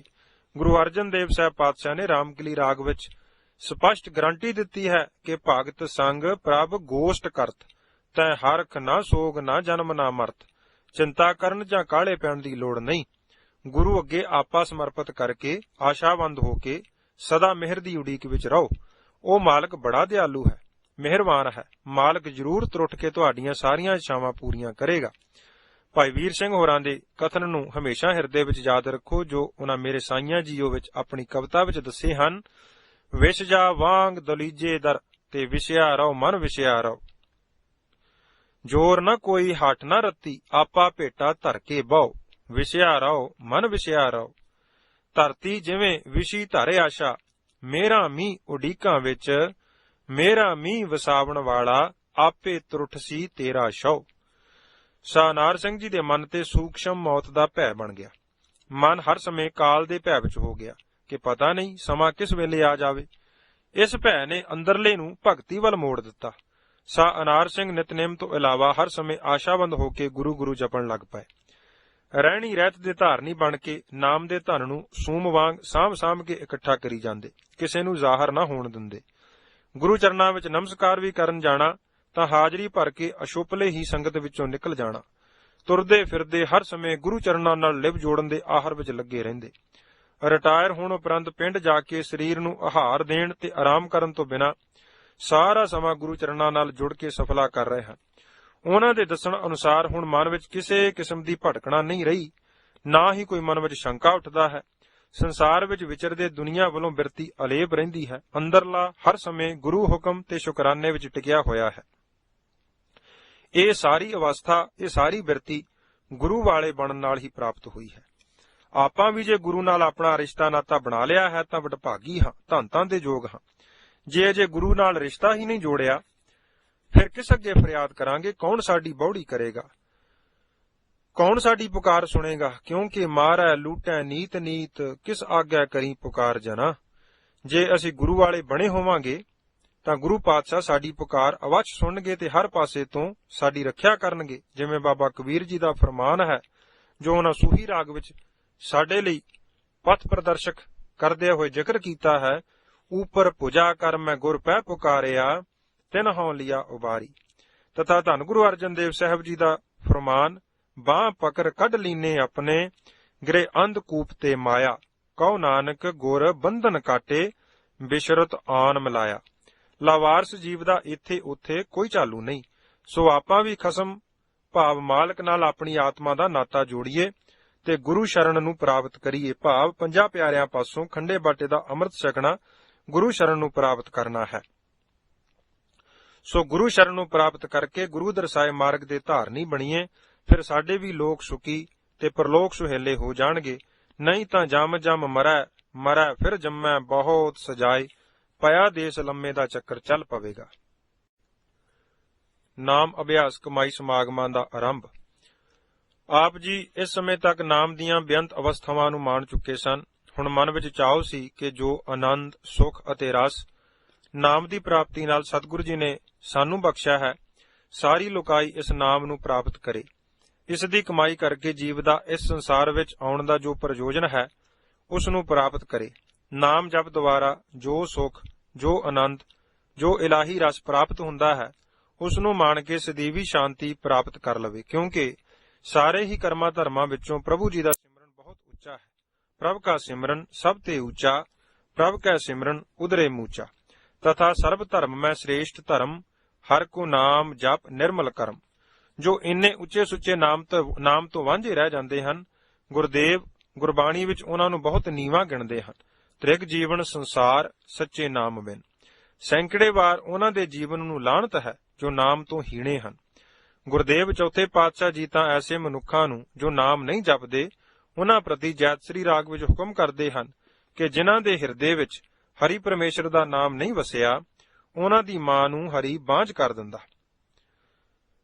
ਤਾਂ ਚੰਗਾ ਸੀ। ਕਿਉਂਕਿ ਨਾਮ ਤੋਂ ਬਿਨਾਂ ਜਿਨ੍ਹਾਂ ਦੀ ਦੇਹ ਸੁੰਨੀ ਹੈ, ਉਹ ਸਰੀਰ ਰੂਪੀ ਕਰੂੰਜੀਏ ਭਾਵ ਮੀਚਕਣੇ ਦੇ ਬਣ ਵਿੱਚ ਖਪ ਕੇ ਮਰੀ ਜਾ ਰਹੇ ਹਨ। ਸਤਿਗੁਰੂ ਜੀ ਦਾ ਜੈਤਸਰੀ ਰਾਗ ਵਿੱਚ ਫਰਮਾਨ ਹੈ, ਜੋ ਪੰਨਾ 697 ਤੇ ਅੰਕਿਤ ਹੈ, ਜਿਨ ਹਰ ਹਿਰਦੈ ਨਾਮ ਨਾ ਬਸਿਓ, ਤਿਨ ਮਾਤ ਕੀਜੈ ਹਰ ਬਾਂਝਾ, ਤਿਨ ਸੁੰਨੀ ਦੇ ਫਿਰੈ ਬਿਨ ਨਾਵੈ, ਓਏ ਖਪ ਮੂਏ ਕਰਾਂਝਾ। ਪੰਜਵੇਂ ਪਾਤਸ਼ਾਹ ਜੀ ਪਰਮੇਸ਼ਰ ਅੱਗੇ ਬੇਨਤੀ ਕਰਕੇ ਨਾਮ ਦੀ ਦਾਤ ਹੀ ਮੰਗਦੇ ਹਨ। ਕਿਉਂਕਿ ਨਾਮ ਨੂੰ ਭੁਲਾ ਕੇ ਸੰਸਾਰ ਦੇ ਸੁੱਖਾਂ ਨੂੰ ਮੰਨਣਾ, ਚੰਗੇ ਭੋਜਨਾਂ ਚੋਂ ਰਸ ਲੈਣੇ, ਚੰਗੇ ਪਹਿਰਾਵੇ ਪਹਿਨਣੇ, ਸਰੀਰ ਨੂੰ ਸ਼ਿੰਗਾਰਨਾ ਅਤੇ ਹੋਰ ਅਨੇਕਾਂ ਪ੍ਰਕਾਰ ਦੇ ਅਡੰਬਰ ਕਰਨੇ ਸਭ ਝੂਠੇ, ਦੁਖਦਾਈ ਅਤੇ ਫਿੱਕੇ ਹਨ। ਇਹਨਾਂ ਵਿੱਚੋਂ ਸੁੱਖ ਦਾ ਕੀ ਪ੍ਰਾਪਤ ਹੋਣਾ ਹੈ? ਸਗੋਂ ਧਰਮਰਾਜੇ ਦੇ ਦੂਤ ਉਹਨਾਂ ਲੋਕਾਂ ਨੂੰ ਚੋਰਾਂ ਵਾਂਗ ਬੰਨ੍ਹ ਕੇ ਲੈ ਜਾਂਦੇ ਹਨ। ਨਾਮ ਦੀ ਪ੍ਰਾਪਤੀ ਪ੍ਰਭੂ ਦੀ ਅਪਾਰ ਕਿਰਪਾ ਨਾਲ ਹੀ ਹੁੰਦੀ ਹੈ। ਗੌੜੀ ਰਾਗ ਵਿੱਚ ਧੰਨ ਗੁਰੂ ਅਰਜਨ ਦੇਵ ਸਾਹਿਬ ਪਾਤਸ਼ਾਹ ਜੀ ਫਰਮਾਨ ਕਰਦੇ ਹਨ, ਮਿਲ ਮੇਰੇ ਗੋਬਿੰਦ ਆਪਣਾ ਨਾਮ ਦੇਹੁ, ਨਾਮ ਬਿਨਾ ਤ੍ਰਿਗ ਅਸਨੇਹ ਰਹਾਉ। ਨਾਮ ਬਿਨਾ ਜੋ ਪਹਿਰੈ ਖਾਏ, ਜਿਉ ਕੂਕਰ ਜੂਠਨ ਮੈਂ ਪਾਏ। ਨਾਮ ਬਿਨਾ ਜੇਤਾ ਬਿਵਹਾਰ, ਜਿਉ ਮਿਰਤਕ ਮਿਥਿਆ ਸ਼ਿੰਗਾਰ। ਨਾਮ ਵਿਸਾਰ ਕਰੇ ਰਸ ਭੋਗ, ਸੁਖ ਸੁਪਨੈ ਨਹੀਂ ਤਨ ਮਹਿ ਰੋਗ। ਨਾਮ ਤਿਆਗ ਕਰੇ ਅਨ ਕਾਜ, ਬਿਨ ਸਜਾਏ ਝੂਠੇ ਸਭ ਪਾਜ। ਨਾਮ ਸੰਗ ਮਨ ਪ੍ਰੀਤ ਨ ਲਾਵੈ, ਕੋਟ ਕਰਮ ਕਰਤੋ ਨਰਕ ਜਾਵੈ। ਹਰ ਕਾ ਨਾਮ ਜਿਨ ਮਨ ਨ ਅਰਾਧਾ, ਚੋਰ ਕੀ ਨਿਆਈ ਜੰਪੁਰ ਬਾਧਾ। ਲਾਖ ਅਡੰਬਰ ਬਹੁਤ ਬਿਸਥਾਰਾ, ਨਾਮ ਬਿਨਾ ਝੂਠੇ ਪਾਸਾਰਾ। ਹਰ ਕਾ ਨਾਮ ਸੋਈ ਜਨ ਲੇ, ਕਰ ਕਿਰਪਾ ਨਾਨਕ ਜਿਸ ਦੇ। ਗੁਰਦੇਵ ਹੁਕਮ ਕਰਦੇ ਹਨ ਕਿ ਜੋ ਨਾਮ ਨੂੰ ਭੁਲਾ ਦਿੰਦੇ ਹਨ, ਐਸੇ ਮਨੁੱਖਾਂ ਨੂੰ ਮਰ ਜਾਣਾ ਚਾਹੀਦਾ ਹੈ, ਕਿਉਂਕਿ ਨਾਮ ਤੋਂ ਹੀਣਾ ਜੀਵਨ ਕਿਸੇ ਵੀ ਕੰਮ ਨਹੀਂ। ਉਹਨਾਂ ਦਾ ਖਾਣਾ ਪੀਣਾ, ਖੁਸ਼ੀਆਂ ਕਰਨੀਆਂ ਤੇ ਸੰਸਾਰ ਵਿੱਚ ਅਨੇਕਾਂ ਪ੍ਰਕਾਰ ਦੇ ਅਡੰਬਰ ਕਰਨੇ ਇਸ ਤਰ੍ਹਾਂ ਹਨ ਜਿਵੇਂ ਮਰੇ ਹੋਏ ਵਿਅਕਤੀ ਦੀ ਲਾਸ਼ ਨੂੰ ਅਨੇਕਾਂ ਸ਼ਿੰਗਾਰ ਕਰ ਦਈਏ ਤਾਂ ਉਸ ਲਾਸ਼ ਦੇ ਕਿਸ ਕੰਮ। ਮਰ ਨਾ ਜਾਹੀ ਜਿਨਾ ਬਿਸਰਤ ਰਾਮ, ਨਾਮ ਬਿਹੂਨ ਜੀਵਨ ਕੌਣ ਕਾਮ ਰਹਾਉ। ਖਾਤ ਪੀਤ ਖੇਲਤ ਹਸਤ ਬਿਸਥਾਰ, ਕਵਨ ਅਰਥ ਮਿਰਤਕ ਸ਼ਿੰਗਾਰ। ਗੁਰਦੇਵ ਸਤਿਗੁਰੂ ਸ੍ਰੀ ਗੁਰੂ ਨਾਨਕ ਦੇਵ ਜੀ ਰਹਿਰਾ ਸਾਹਿਬ ਵਿੱਚ ਫਰਮਾਨ ਕਰਦੇ ਹਨ ਕਿ ਉਹ ਮਨੁੱਖ ਜਿਨ੍ਹਾਂ ਨੇ ਆਪਣੇ ਮਾਲਕ ਆਪਣੇ ਪ੍ਰਭੂ ਨੂੰ ਵਿਸਾਰ ਦਿੱਤਾ ਹੈ, ਉਸ ਨੂੰ ਯਾਦ ਨਹੀਂ ਕਰਦੇ, ਉਹ ਨੀਚ ਅਤੇ ਨੀਚਾਂ ਤੋਂ ਵੀ ਨੀਚ ਜਾਤ ਵਾਲੇ ਹਨ। ਖਸਮ ਵਿਸਾਰਹਿ ਤੇ ਕਮਜਾਤ, ਨਾਨਕ ਨਾਵੇਂ ਬਾਜ ਸਨਾਤ। ਧੰਨ ਗੁਰੂ ਰਾਮਦਾਸ ਸਾਹਿਬ ਜੀ ਦਾ ਫਰਮਾਨ ਹੈ, ਜੋ ਬਿਨ ਸਤਿਗੁਰ ਸੇਵੇ ਖਾਂਦੇ ਪਹਿਨਦੇ, ਸੇ ਮੂਏ ਮਰ ਜੰਮੇ ਕੋੜੇ। ਅਸੀਂ ਭਾਵੇਂ ਆਪਣੇ ਆਪ ਨੂੰ ਜੀਵਤ ਮੰਨਦੇ ਰਹੀਏ, ਪਰ ਸਤਿਗੁਰੂ ਜੀ ਦੀ ਦਿਵ ਦ੍ਰਿਸ਼ਟੀ ਵਿੱਚ ਕੇਵਲ ਉਹ ਹੀ ਜਿਉਂਦੇ ਹਨ ਜਿਨ੍ਹਾਂ ਦੇ ਹਿਰਦੇ ਵਿੱਚ ਨਾਮ ਦਾ ਵਾਸਾ ਹੈ, ਨਾਮੀ ਦਾ ਵਾਸਾ ਹੈ, ਅਤੇ ਜੋ ਨਾਮ ਦਾ ਆਰਾਧਨ ਕਰਦੇ ਹਨ ਸੋ ਜੀਵਿਆ। ਜਿਸ ਮਨ ਵਸਿਆ ਸੋਏ, ਨਾਨਕ ਅਵਰ ਨਾ ਜੀਵੈ ਕੋਇ। ਜੀਵਤ ਪੇਖੇ ਜਿਨੀ ਹਰ ਹਰ ਧਿਆਇਆ, ਸਾਧ ਸੰਗ ਤਿਨੀ ਦਰਸ਼ਨ ਪਾਇਆ ਰਹਾਉ। ਅਤੇ ਨਾਮ ਤੋਂ ਬਿਨਾਂ ਦਾ ਜੀਵਨ ਇਸ ਪ੍ਰਕਾਰ ਦਾ ਹੈ, ਬਿਨ ਸਿਮਰਨ ਜੋ ਜੀਵਨ ਬਲਣਾ, ਸਰਪ ਜੈਸੇ ਅਰਜਾਰੀ। ਟੋਡੀ ਰਾਗ ਵਿੱਚ ਧੰਨ ਗੁਰੂ ਅਰਜਨ ਦੇਵ ਜੀ ਦਾ ਫਰਮਾਨ। ਗੁਰਦੇਵ ਪੰਜਵੇਂ ਪਾਤਸ਼ਾਹ ਜੀ ਸਾਨੂੰ ਜਿਉਂਦੇ ਰਹਿਣ ਦੀ ਜੁਗਤ ਦੱਸ ਰਹੇ ਹਨ। ਭੈਰੋਂ ਰਾਗ ਵਿੱਚ ਸਤਿਗੁਰੂ ਦਾ ਫਰਮਾਨ ਹੈ, ਜੀਵਤ ਜੀਵਤ ਜੀਵਤ ਰਹੋ, ਰਾਮ ਰਸਾਇਣ ਨਿਤ ਉਠ ਪੀਵਹੁ। ਹਰ ਹਰ ਹਰ ਹਰ ਰਸਨਾ ਕਹੋ। ਗਾਥਾ ਵਿੱਚ ਪੰਜਵੇਂ ਪਾਤਸ਼ਾਹ ਜੀ ਦਾ ਹੁਕਮ ਹੈ ਕਿ ਮੌਤ ਕੀ ਹੈ, ਪਰਮੇਸ਼ਰ ਜੀ ਨੂੰ ਭੁੱਲ ਜਾਣਾ। ਜੀਵਨ ਕੀ ਹੈ, ਹਰੀ ਦੇ ਨਾਮ ਨੂੰ ਧਿਆਉਣਾ। ਮਰਣੰ ਬਿਸਰਣੰ ਗੋਬਿੰਦੈ, ਜੀਵਨੰ ਹਰ ਨਾਮ ਧਿਆਵਣੈ। ਜੋ ਪੁਰਖ ਨਾਮ ਦੀ ਕਣੀ ਹਿਰਦੇ ਵਿੱਚ ਵਸਾ ਕੇ ਜੀਵਨ ਬਿਤਾਉਂਦਾ ਹੈ, ਗੁਰਦੇਵ ਪੰਜਵੇਂ ਪਾਤਸ਼ਾਹ ਉਸ ਦੀ ਮਹਿਮਾ ਬੇਅੰਤ ਲਿਖਦੇ ਹਨ। ਕਿਨਕਾ ਏਕ ਜਿਸ ਜੀ ਬਸਾਵੈ, ਤਾਂ ਕਿ ਮਹਿਮਾ ਗਨੀ ਨਾ ਆਵੈ। ਸੁਖਮਨੀ ਸਾਹਿਬ ਵਿੱਚ ਆਪਾਂ ਅਕਸਰ ਇਹ ਹੁਕਮ ਪੜ੍ਹਦੇ ਹਾਂ। ਜਿਸ ਆਤਮਾ ਦੇ ਅੰਦਰ ਨਾਮ ਦਾ ਕਿਣਕਾ ਵਸ ਜਾਂਦਾ ਹੈ, ਉਸ ਦੀ ਆਤਮਾ ਪਵਿੱਤਰ ਹੋ ਜਾਂਦੀ ਹੈ। ਸਾਡੇ ਅੰਤਸਕਰਨ ਉੱਪਰ ਜੋ ਜਨਮਾਂ ਜਨਮਾਂ ਦੀ ਮੈਲ ਲੱਗੀ ਹੋਈ ਹੈ, ਜਨਮ ਜਨਮ ਕੀ ਇਸ ਮਨ ਕੋ ਮਲ ਲਾਗੀ, ਕਾਲਾ ਹੋਆ ਸਿਆਓ, ਇਹ ਦੂਰ ਕਿਵੇਂ ਹੁੰਦੀ ਹੈ। ਗੁਰਦੇਵ ਸਤਿਗੁਰੂ ਗੁਰੂ ਨਾਨਕ ਦੇਵ ਜੀ ਜਪਜੀ ਸਾਹਿਬ ਵਿੱਚ ਉਦਾਹਰਣ ਦੇ ਕੇ ਫਰਮਾਉਂਦੇ ਹਨ ਕਿ ਜਿਵੇਂ ਮਿੱਟੀ ਨਾਲ ਹੱਥ ਪੈਰ ਸਰੀਰ ਭਰ ਜਾਵੇ ਤਾਂ ਉਸ ਨੂੰ ਪਾਣੀ ਨਾਲ ਧੋ ਕੇ ਸਾਫ਼ ਕਰ ਲਈਦਾ ਹੈ। ਜੇ ਕੱਪੜੇ ਮਲ ਮੂਤਰ ਨਾਲ ਗੰਦੇ ਹੋ ਜਾਣ ਤਾਂ ਉਹਨਾਂ ਨੂੰ ਸਾਬਣ ਲਾ ਕੇ ਤੇ ਪਾਣੀ ਨਾਲ ਸਾਫ਼ ਕਰ ਲਈਦਾ ਹੈ। ਇਸ ਤਰ੍ਹਾਂ ਜੇ ਬੁੱਧੀ ਪਾਪਾਂ ਨਾਲ ਭਰ ਜਾਵੇ, ਮਲੀਨ ਹੋ ਜਾਵੇ, ਤਾਂ ਉਸ ਨੂੰ ਪ੍ਰੇਮ ਨਾਲ ਨਾਮ ਜਪ ਦੁਆਰਾ ਹੀ ਸ਼ੁੱਧ ਕੀਤਾ ਜਾ ਸਕਦਾ ਹੈ। ਆਪਾਂ ਹਰ ਰੋਜ਼ ਪੜ੍ਹਦੇ ਹਾਂ, ਭਰੀਐ ਹੱਥ ਪੈਰ ਤਨ ਦੇਹ, ਪਾਣੀ ਧੋਤੈ ਉਤਰ ਸੁਖੇ, ਮੂਤ ਪਲੀਤੀ ਕੱਪੜ ਹੋਏ, ਦੇ ਸਾਬੂਣ ਲਈਐ ਉਹ ਧੋਏ। ਭਰੀਐ ਮਤ ਪਾਪਾਂ ਕੈ ਸੰਗ, ਉਹ ਧੋਪੈ ਨਾਵੇਂ ਕੈ ਰੰਗ। ਗੁਰੂ ਅਮਰਦਾਸ ਸਾਹਿਬ ਪਾਤਸ਼ਾਹ ਦਾ ਫਰਮਾਨ ਹੈ, ਵਾਹ ਵਾਹੋ ਕਰਤਿਆਂ ਮਨ ਨਿਰਮਲ ਹੋਵੈ, ਹਉਮੈ ਵਿੱਚੋਂ ਜਾਏ। ਪ੍ਰੇਮ ਦੁਆਰਾ ਹਿਰਦੇ ਵਿੱਚ ਜੇਕਰ ਨਾਮ ਦੀ ਥੋੜੀ ਜਿਹੀ ਕਣੀ ਵੀ ਵਸ ਜਾਵੇ ਤਾਂ ਕਰੋੜਾਂ ਪਾਪਾਂ ਦੀ ਮੈਲ ਦੂਰ ਕਰ ਦਿੰਦੀ ਹੈ। ਧੰਨ ਗੁਰੂ ਨਾਨਕ ਦੇਵ ਸਾਹਿਬ ਜੀ ਦਾ ਮਲਾਰ ਦੀ ਵਾਰ ਵਿੱਚ ਫਰਮਾਨ ਹੈ, ਕੱਟੇ ਪਾਪ ਅਸੰਖ ਨਾਵੇਂ ਇੱਕ ਕਣੀ। ਅਤੇ ਪੰਜਵੇਂ ਗੁਰਦੇਵ ਜੀ ਵੀ ਜੈਤਸਰੀ ਰਾਗ ਵਿੱਚ ਹੁਕਮ ਕਰਦੇ ਹਨ, ਜੋ ਸਾਡੇ ਭਲੇ ਲਈ ਪੰਨਾ 707 ਉੱਪਰ ਸਤਿਗੁਰਾਂ ਨੇ ਅੰਕਿਤ ਕੀਤਾ ਹੈ। ਕੋਟ ਅਘਾ ਸਭ ਨਾਸ ਹੋਏ, ਸਿਮਰਤ ਹਰ ਨਾਉ, ਮਨ ਚਿੰਦੇ ਫਲ ਪਾਈਐ, ਹਰ ਕੇ ਗੁਣ ਗਾਓ, ਜਨਮ ਮਰਨ ਭੈ ਕਟੀਐ, ਨੇਚਲ ਸਚ ਥਾਉ। ਆਤਮਾ ਨੂੰ ਕੇਵਲ ਤੇ ਕੇਵਲ ਨਾਮ ਰਸਾਇਣ ਦੁਆਰਾ ਹੀ ਸਾਫ਼ ਕੀਤਾ ਜਾ ਸਕਦਾ ਹੈ। ਜੀਵ ਆਤਮਾ ਪਵਿੱਤਰ ਹੁੰਦੇ ਹੀ ਪਰਮ ਆਤਮਾ ਬਣ ਜਾਂਦੀ ਹੈ। ਹਰ ਜੀਵ ਦੇ ਹਿਰਦੇ ਵਿੱਚ ਗੁਪਤ ਰੂਪ ਵਿੱਚ ਨਾਮ ਵਸਿਆ ਹੋਇਆ ਹੈ। ਨੌ ਨਿਧ ਅੰਮ੍ਰਿਤ ਪ੍ਰਭ ਕਾ ਨਾਮ, ਦੇਹੀ ਮੈਂ ਇਸ ਕਾ ਬਿਸਰਾਮ। ਅਤੇ ਗੁਰੂ ਅਮਰਦਾਸ ਸਾਹਿਬ ਜੀ ਦਾ ਫਰਮਾਨ ਹੈ, ਇਹ ਮਨ ਦੇਹੀ ਸੋਧ ਤੂੰ, ਗੁਰ ਸ਼ਬਦ ਵਿਚਾਰ, ਨਾਨਕ ਇਸ ਦੇਹੀ ਵਿੱਚ ਨਾਮ ਨਿਧਾਨ ਹੈ, ਪਾਈਐ ਗੁਰ ਕੈ ਹੇਤ ਅਪਾਰ। ਇਸ ਨਾਮ ਦਾ ਕੋਈ ਰੂਪ ਰੇਖ ਰੰਗ ਨਹੀਂ, ਇਹ ਤਾਂ ਤਿੰਨਾਂ ਗੁਣਾਂ ਤੋਂ ਪਰੇ ਹੈ ਅਤੇ ਸਾਰਿਆਂ ਵਿੱਚ ਹੀ ਸਮਾਇਆ ਹੋਇਆ ਹੈ। ਇਸ ਗੁਪਤ ਨਾਮ ਨੂੰ ਪ੍ਰਗਟ ਕਰਨ ਵਾਸਤੇ ਗੁਰੂ ਵੱਲੋਂ ਬਖਸ਼ਿਸ਼ ਕੀਤਾ ਹੋਇਆ ਅੱਖਰੀ ਨਾਮ ਜਪਣ ਦੀ ਲੋੜ ਹੈ। ਅੱਖਰੀ ਨਾਮ ਜਪਣ ਨਾਲ ਮਨ ਪਵਿੱਤਰ ਹੁੰਦਾ ਹੈ। ਪਵਿੱਤਰ ਮਨ ਵਿੱਚੋਂ ਪ੍ਰਭੂ ਪਿਆਰ ਦੀ ਇੱਕ ਖਿੱਚ, ਇੱਕ ਧੂ ਪੈਦਾ ਹੁੰਦੀ ਹੈ। ਇਸ ਧੂ ਨਾਲ ਜੋ ਧੁਨੀ ਪੈਦਾ ਹੁੰਦੀ ਹੈ, ਪਿਆਰ ਖਿੱਚ ਪੈਦਾ ਹੁੰਦੀ ਹੈ, ਉਸ ਰਾਹੀਂ ਉਹ ਪਿਆਰਾ ਜੋ ਗੁਪਤ ਰੂਪ ਵਿੱਚ ਅੰਦਰ ਬੈਠਾ ਹੈ, ਜਿਸ ਪ੍ਰਥਾਏ ਗੁਰਦੇਵ ਪੰਚਮ ਸਤਿਗੁਰੂ ਜੀ ਨੇ ਇਸ਼ਾਰਾ ਦਿੱਤਾ ਹੈ, ਮਨ ਮੰਦਰ ਤਨ ਸਾਜੀ ਬਾਰ, ਇਸ ਹੀ ਮੱਧੇ ਬਸਤ ਅਪਾਰ, ਇਸ ਹੀ ਭੀਤਰ ਸੁਨੀਅਤ ਸ਼ਾਹ, ਕਵਨ ਵਾਪਾਰੀ ਜਾਂ ਕਾ ਊਹਾ ਵਿਸਾਹ। ਪ੍ਰਗਟ ਕਰਨ ਲਈ ਦਸਵੇਂ ਗੁਰਦੇਵ ਜੀ ਨੇ ਇਉਂ ਹੁਕਮ ਕੀਤਾ ਹੈ, ਸਾਚ ਕਹੋ ਸੁਣ ਲਿਹੋ ਸਭੈ, ਜਿਨ ਪ੍ਰੇਮ ਕੀਓ ਤਿਨ ਹੀ ਪ੍ਰਭ ਪਾਇਓ। ਹਿਰਦੇ ਵਿੱਚ ਪ੍ਰੇਮ ਪੈਦਾ ਕਰਨ ਲਈ ਫਿਰ ਉਹੀ ਸਾਧਨ, ਮੁੜ ਮੁੜ ਗੁਰਮੰਤਰ ਦੁਆਰਾ ਉਸ ਦੀ ਯਾਦ। ਇਸ ਯਾਦ ਨੂੰ ਪਕਾਉਣ ਲਈ ਸਾਡੇ ਅੰਤਸ਼ਕਰਣ ਵਿੱਚ ਉਸ ਪ੍ਰਭੂ ਜੀ ਦੀ ਯਾਦ ਟਿਕ ਜਾਵੇ। ਸੋ ਬਾਬਾ ਜੀ ਨੇ ਉਦਮ ਆਰੰਭ ਕੀਤਾ ਕਿ ਘੱਟੋ ਘੱਟ ਸਾਲ ਵਿੱਚ ਇੱਕ ਵਾਰ ਉਹ ਜਗਿਆਸੂ ਜੋ ਆਪਣੇ ਆਪ ਨੂੰ ਚੀਨਣਾ ਚਾਹੁੰਦੇ ਹਨ ਤੇ ਇਸ ਕਾਰਜ ਵਿੱਚ ਸਫਲ ਹੋਣ ਲਈ ਯਤਨਸ਼ੀਲ ਵੀ ਹਨ, ਉਹਨਾਂ ਨੂੰ ਉਚੇਚਾ ਸੱਦਾ ਪੱਤਰ ਭੇਜ ਕੇ ਇਕੱਤਰ ਕੀਤਾ ਜਾਵੇ ਅਤੇ ਸੰਗਤ ਰੂਪ ਵਿੱਚ ਬੈਠ ਕੇ ਗੁਰੂ ਦੇ ਬਖਸ਼ੇ ਹੋਏ ਗੁਰਮੰਤਰ ਦੁਆਰਾ ਰਾਮ ਰਾਮ ਬੋਲ ਬੋਲ ਖੋਜ ਤੇ ਵਡਭਾਗੀ ਅਨੁਸਾਰ ਵੱਧ ਤੋਂ ਵੱਧ ਲਾਹਾ ਪ੍ਰਾਪਤ ਕੀਤਾ ਜਾ ਸਕੇ। ਅੰਮ੍ਰਿਤ ਵੇਲੇ 2 ਵਜੇ ਤੋਂ ਰਾਤ 9:30 ਵਜੇ ਤੱਕ ਨਾਮ ਸਿਮਰਨ ਪ੍ਰੋਗਰਾਮ ਉਲੀਕੇ ਗਏ। ਜਿਸ ਪ੍ਰੋਗਰਾਮ ਦੀ ਰੂਪਰੇਖਾ ਇਸ ਪ੍ਰਕਾਰ ਹੋਇਆ ਕਰਦੀ ਸੀ, ਜੋ ਹੁਣ ਵੀ ਨਿਰੰਤਰ ਗੁਰਦੁਆਰਾ ਰਾਮਪੁਰ ਖੇੜਾ ਵਿਖੇ ਜਾਰੀ ਹੈ। ਪਹਿਲੋਂ ਪਹਿਲ ਬਾਬਾ ਜੀ ਦੇ ਸਮੇਂ ਇੱਕ ਸਮਾਗਮ ਜੁਲਾਈ ਵਿੱਚ ਨਾਮ ਅਭਿਆਸ ਕਮਾਈ ਸਮਾਗਮ ਦੇ ਰੂਪ ਵਿੱਚ ਰਚਿਆ ਜਾਂਦਾ ਰਿਹਾ। ਬਾਅਦ ਵਿੱਚ ਸੰਗਤਾਂ ਦੇ ਪ੍ਰੇਮ ਤੇ ਉਤਸ਼ਾਹ ਦਾ ਸਦਕਾ ਬਾਬਾ ਜੀ ਦੇ ਸੱਚਖੰਡ ਫਿਆਨਾ ਕਰ ਜਾਣ ਮਗਰੋਂ ਹੁਣ ਤਕਰੀਬਨ 3 ਨਾਮ ਅਭਿਆਸ ਕਮਾਈ ਸਮਾਗਮ ਗੁਰਦੁਆਰਾ ਰਾਮਪੁਰ ਖੇੜਾ ਵਿਖੇ ਇਸੇ ਹੀ ਨਿਤ ਦੀ ਕਿਰਿਆ ਅਨੁਸਾਰ ਰਚੇ ਜਾਂਦੇ ਹਨ। ਸੋ ਇਹਨਾਂ ਸਮਾਗਮਾਂ ਵਿੱਚ ਨਿਤ ਦਾ ਪ੍ਰੋਗਰਾਮ ਇਸ ਪ੍ਰਕਾਰ ਹੋਇਆ ਕਰਦਾ। ਤੜਕੇ ਅੰਮ੍ਰਿਤ ਵੇਲੇ 2 ਵਜੇ ਤੋਂ ਪੌਣੇ 4 ਵਜੇ ਤੱਕ ਇਸ਼ਨਾਨ ਅਤੇ ਨਿੱਜੀ ਨਿਤਨੇਮ ਗੁਰਮੁਖ ਪਿਆਰੇ ਕਰਿਆ ਕਰਦੇ।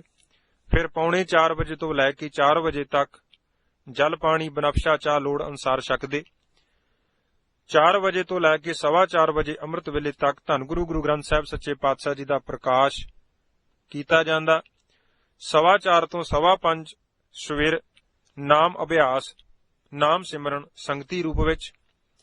5:15 ਤੋਂ 7:15 ਵਜੇ ਤੱਕ ਆਸਾ ਜੀ ਦੀ ਵਾਰ ਦੇ ਕੀਰਤਨ ਹੁੰਦੇ। 7:15 ਤੋਂ ਲੈ ਕੇ 8:15 ਵਜੇ ਸਵੇਰ ਤੱਕ ਜੋ ਅੰਮ੍ਰਿਤ ਵੇਲੇ ਧੰਨ ਗੁਰੂ ਗ੍ਰੰਥ ਸਾਹਿਬ ਸੱਚੇ ਪਾਤਸ਼ਾਹ ਨੇ ਪਾਵਨ ਮੁਖਵਾਕ ਬਖਸ਼ਿਆ ਹੁੰਦਾ, ਉਸ ਦੀ ਵਿਚਾਰ ਉਪਰੰਤ ਅਰਦਾਸ ਹੁੰਦੀ। 8:15 ਤੋਂ 10 ਵਜੇ ਤੱਕ ਅਲਪ ਆਹਾਰ ਲੰਗਰ ਪਾਣੀ ਛਕ ਕੇ ਸੰਗਤਾਂ ਵਿਸ਼ਰਾਮ ਕਰਦੀਆਂ। 10 ਵਜੇ ਤੋਂ ਲੈ ਕੇ 11:15 ਵਜੇ ਤੱਕ ਸ੍ਰੀ ਸੁਖਮਨੀ ਸਾਹਿਬ ਜੀ ਦੇ ਪਾਠ ਜੋਟੀਆਂ ਵਿੱਚ ਕੀਤੇ ਜਾਂਦੇ ਹਨ। 11:15 ਤੋਂ ਲੈ ਕੇ 12:15 ਵਜੇ ਤੱਕ ਦੁਪਹਿਰੇ ਭਾਈ ਗੁਰਦਾਸ ਜੀ ਦੀਆਂ ਵਾਰਾਂ ਦੀ ਕਥਾ ਕੀਤੀ ਜਾਂਦੀ। 12:30 ਤੋਂ 3:30 ਵਜੇ ਸ਼ਾਮ ਤੱਕ ਲੰਗਰ ਛਕ ਕੇ ਸੰਗਤਾਂ ਵਿਸ਼ਰਾਮ ਕਰਦੀਆਂ। 3:30 ਤੋਂ 4 ਵਜੇ ਤੱਕ ਜਲ ਪਾਣੀ ਬਨਫਸ਼ਾ ਚਾਹ ਇਤਾਦਕ ਛਕਿਆ ਜਾਂਦਾ। 4 ਵਜੇ ਤੋਂ 5 ਵਜੇ ਸ਼ਾਮ ਤੱਕ ਸੰਗਤੀ ਰੂਪ ਵਿੱਚ ਨਾਮ ਸਿਮਰਨ ਕੀਤਾ ਜਾਂਦਾ ਹੈ। 5 ਵਜੇ ਤੋਂ 7 ਵਜੇ ਤੱਕ ਕੀਰਤਨ। 7 ਵਜੇ ਤੋਂ ਪੌਣੇ 8 ਵਜੇ ਤੱਕ ਸੋਦਾ ਰਹਿਰਾ ਸਾਹਿਬ ਜੀ ਦਾ ਪਾਠ, ਆਰਤੀ ਤੇ ਅਰਦਾਸ। ਪੌਣੇ 8 ਤੋਂ 8 ਵਜੇ ਤੱਕ ਧੰਨ ਗੁਰੂ ਗ੍ਰੰਥ ਸਾਹਿਬ ਸੱਚੇ ਪਾਤਸ਼ਾਹ ਜੀ ਦੇ ਪਾਵਨ ਸੁਖ ਆਸਣ ਦੀ ਸੇਵਾ ਹੁੰਦੀ ਹੈ। 8 ਤੋਂ 9 ਵਜੇ ਰਾਤ ਤੱਕ ਲੰਗਰ ਛਕਿਆ ਜਾਂਦਾ ਹੈ। 9 ਤੋਂ 9:30 ਵਜੇ ਰਾਤ ਤੱਕ ਸਾਰੀਆਂ ਸੰਗਤਾਂ ਆਪਣੇ ਆਪਣੇ ਵਿਸ਼ਰਾਮ ਸਥਾਨ ਤੇ ਬੈਠ ਕੇ ਨਾਮ ਸਿਮਰਨ ਕਰਦੀਆਂ ਹਨ। ਸਾਰੇ ਸਮਾਗਮ ਦੀ ਸਮਾਪਤੀ ਤੋਂ ਇੱਕ ਦਿਨ ਪਹਿਲੇ ਅੰਮ੍ਰਿਤ ਸੰਚਾਰ ਹੁੰਦਾ ਹੈ, ਜਿਸ ਵਿੱਚ ਬੇਅੰਤ ਸੰਗਤਾਂ ਅੰਮ੍ਰਿਤ ਪਾਨ ਕਰਕੇ ਗੁਰੂ ਵਾਲੀਆਂ ਬਣਦੀਆਂ। ਇਸ ਆਨੰਦੀ ਮਾਰਗ ਤੇ ਚੱਲਣ ਹਿਤ ਗੁਰਮੰਤਰ ਅਤੇ ਮੂਲ ਮੰਤਰ ਦੀਆਂ ਦਾਤਾਂ ਪ੍ਰਾਪਤ ਕਰਦੀਆਂ। 8 ਦਿਨਾਂ ਦੇ ਇਸ ਪ੍ਰੋਗਰਾਮ ਵਿੱਚ ਬੜੇ ਹੀ ਉਤਸ਼ਾਹ ਨਾਲ ਦੂਰ ਦੂਰ ਤੋਂ ਵੱਡੀ ਗਿਣਤੀ ਵਿੱਚ ਅਵਲਾਖੀ ਪ੍ਰੇਮੀ ਨਾਮ ਦੀ ਪੂੰਜੀ ਵਿਹਾਜਣ ਵਾਸਤੇ ਪੁੱਜਦੇ ਤੇ ਵੱਧ ਤੋਂ ਵੱਧ ਸਮਾਂ ਸਮਾਗਮ ਵਿੱਚ ਹਾਜ਼ਰੀ ਭਰ ਕੇ ਹਿਰਦੇ ਵਿੱਚ ਗੁਰੂ ਜੋਤੀ ਨੂੰ ਪ੍ਰਜਵਲਿਤ ਕਰਨ ਦਾ ਯਤਨ ਕਰਦੇ। ਇਸ ਸਮਾਗਮ ਵਿੱਚ ਹਾਜ਼ਰ ਸਾਰੀ ਸੰਗਤ ਨੂੰ ਖਾਸ ਹਦਾਇਤ ਹੁੰਦੀ ਹੈ ਕਿ ਸਾਰੇ ਸਮਾਗਮ ਵਿੱਚ ਸਿਵਾਏ ਕਿਸੇ ਬਹੁਤੇ ਜ਼ਰੂਰੀ ਗੱਲ ਦੇ ਹਰ ਤਰ੍ਹਾਂ ਦੇ ਬਿਰਤੀ ਨੂੰ ਖੰਡਾਵ ਤੋਂ ਰੋਕਣ ਦਾ ਯਤਨ ਕਰਨਾ ਹੈ। ਸਮਾਗਮ ਤੋਂ ਵਿਹਲੇ ਸਮੇਂ ਵੀ ਗੁਰਮੰਤਰ ਦਾ ਜਾਪ ਹੀ ਕਰਨਾ ਹੈ। ਚੱਲਦੇ ਸਮਾਗਮ ਵਿੱਚ ਹਰ ਪ੍ਰਾਣੀ ਨੂੰ ਹਾਜ਼ਰੀ ਭਰਨ ਲਈ ਪ੍ਰੇਮਮਈ ਬੇਨਤੀ ਕੀਤੀ ਜਾਂਦੀ ਹੈ ਤਾਂ ਜੋ ਵੱਧ ਤੋਂ ਵੱਧ ਲਾਹਾ ਪ੍ਰਾਪਤ ਹੋ ਸਕੇ। ਇਸ ਵਿਸ਼ੇਸ਼ ਸਮਾਗਮ ਵਿੱਚ ਨਿਸ਼ਕਾਮ ਕੀਰਤਨੀਏ ਸਿੰਘ ਸਿੰਘਣੀਆਂ ਸ਼ਾਮਲ ਹੁੰਦੇ। ਨਿਸ਼ਕਾਮ ਹੀ ਕਥਾਵਾਚਕ ਸੰਗਤਾਂ ਨੂੰ ਕਥਾ ਸਰਵਣ ਕਰਾਉਂਦੇ ਤੇ ਅਸੀਸਾਂ ਪ੍ਰਾਪਤ ਕਰਦੇ। ਹਰ ਜਥੇਬੰਦੀ ਨਾਲ ਸੰਬੰਧ ਰੱਖਣ ਵਾਲੇ ਪਰਮੇਸ਼ਰ ਜੀ ਦੇ ਪਿਆਰੇ ਵੱਧ ਤੋਂ ਵੱਧ ਸਮਾਂ ਹਾਜ਼ਰੀ ਭਰ ਕੇ ਲਾਹਾ ਪ੍ਰਾਪਤ ਕਰਦੇ। ਬਾਬਾ ਜੀ ਦੇ ਸਮੇਂ ਇਸ ਸਮਾਗਮ ਦੇ ਸ਼ੁਰੂ ਵਿੱਚ ਡਾਕਟਰ ਕਰਤਾਰ ਸਿੰਘ ਜੀ ਬਾੜੀ ਵਾਲੇ ਤੇ ਉਹਨਾਂ ਦੇ ਸਹਿਯੋਗੀ ਕੀਰਤਨ ਅਤੇ ਕਥਾ ਦੀ ਸੇਵਾ ਨਿਭਾਉਂਦੇ। ਇਹਨਾਂ ਤੋਂ ਅਗਲੇਰੇ ਸਾਲਾਂ ਵਿੱਚ ਭਾਈ ਵਧਾਵਾ ਸਿੰਘ ਜੀ ਗੁਰਸ਼ਬਦ ਦੀ ਕਥਾ ਦੁਆਰਾ ਗੁਰਉਪਦੇਸ਼ ਸੰਗਤਾਂ ਨੂੰ ਦ੍ਰਿੜ ਕਰਵਾਉਂਦੇ ਰਹੇ ਹਨ। 1974 ਈਸਵੀ ਵਿੱਚ ਦਮਦਮੀ ਟਕਸਾਲ ਦੇ ਮੁਖੀ ਸੰਤ ਬਾਬਾ ਕਰਤਾਰ ਸਿੰਘ ਜੀ ਖਾਲਸਾ ਨੇ ਇਸ ਸੇਵਾ ਨੂੰ ਆਪਣੇ ਜ਼ਿੰਮੇ ਲੈ ਲਿਆ। ਬਾਅਦ ਵਿੱਚ ਸੰਤ ਬਾਬਾ ਜਰਨੈਲ ਸਿੰਘ ਜੀ ਖਾਲਸਾ ਭਿੰਡਰਾਂ ਵਾਲਿਆਂ ਨੇ ਸੰਤ ਕਰਤਾਰ ਸਿੰਘ ਜੀ ਵੱਲੋਂ ਜੋ ਗੁਰਮਤਿ ਪ੍ਰਚਾਰ ਦੀ ਸੇਵਾ ਉਹਨਾਂ ਜ਼ਿੰਮੇ ਸੌਂਪੀ ਸੀ, ਉਸ ਡਿਊਟੀ ਵਿੱਚ ਫਰਕ ਨਾ ਪੈਣ ਦਿੱਤਾ ਅਤੇ ਹਫ਼ਤਾ ਭਰ ਹਾਜ਼ਰੀ ਭਰ ਕੇ ਗੁਰੂ ਕੇ ਸਿੱਖਾਂ ਨੂੰ ਕਥਾ ਰਾਹੀਂ ਗੁਰਮਤਿ ਗਾਡੀ ਰਾਹ ਤੋਂ ਜਾਣੂ ਕਰਵਾਉਂਦੇ ਰਹੇ। ਕੀਰਤਨ ਦੀ ਸੇਵਾ ਵਿੱਚ ਵਿਸ਼ੇਸ਼ ਤੌਰ ਤੇ ਆਰੰਭ ਵਿੱਚ ਭਾਈ ਸਾਹਿਬ ਭਾਈ ਜੋਗਿੰਦਰ ਸਿੰਘ ਜੀ ਤਲਵਾੜਾ ਨੇ ਬੜਾ ਹਿੱਸਾ ਪਾਇਆ। ਇਹਨਾਂ ਦੀ ਸਿਹਤ ਕੁਝ ਢਿੱਲੀ ਰਹਿਣ ਕਾਰਨ ਸਤਿਗੁਰੂ ਜੀ ਨੇ ਭਾਈ ਮਹਿੰਦਰ ਸਿੰਘ ਜੀ SDO ਦਸੂਹਾ ਨਿਵਾਸੀ ਪਾਸੋਂ ਕੀਰਤਨ ਦੀ ਸੇਵਾ ਲਈ।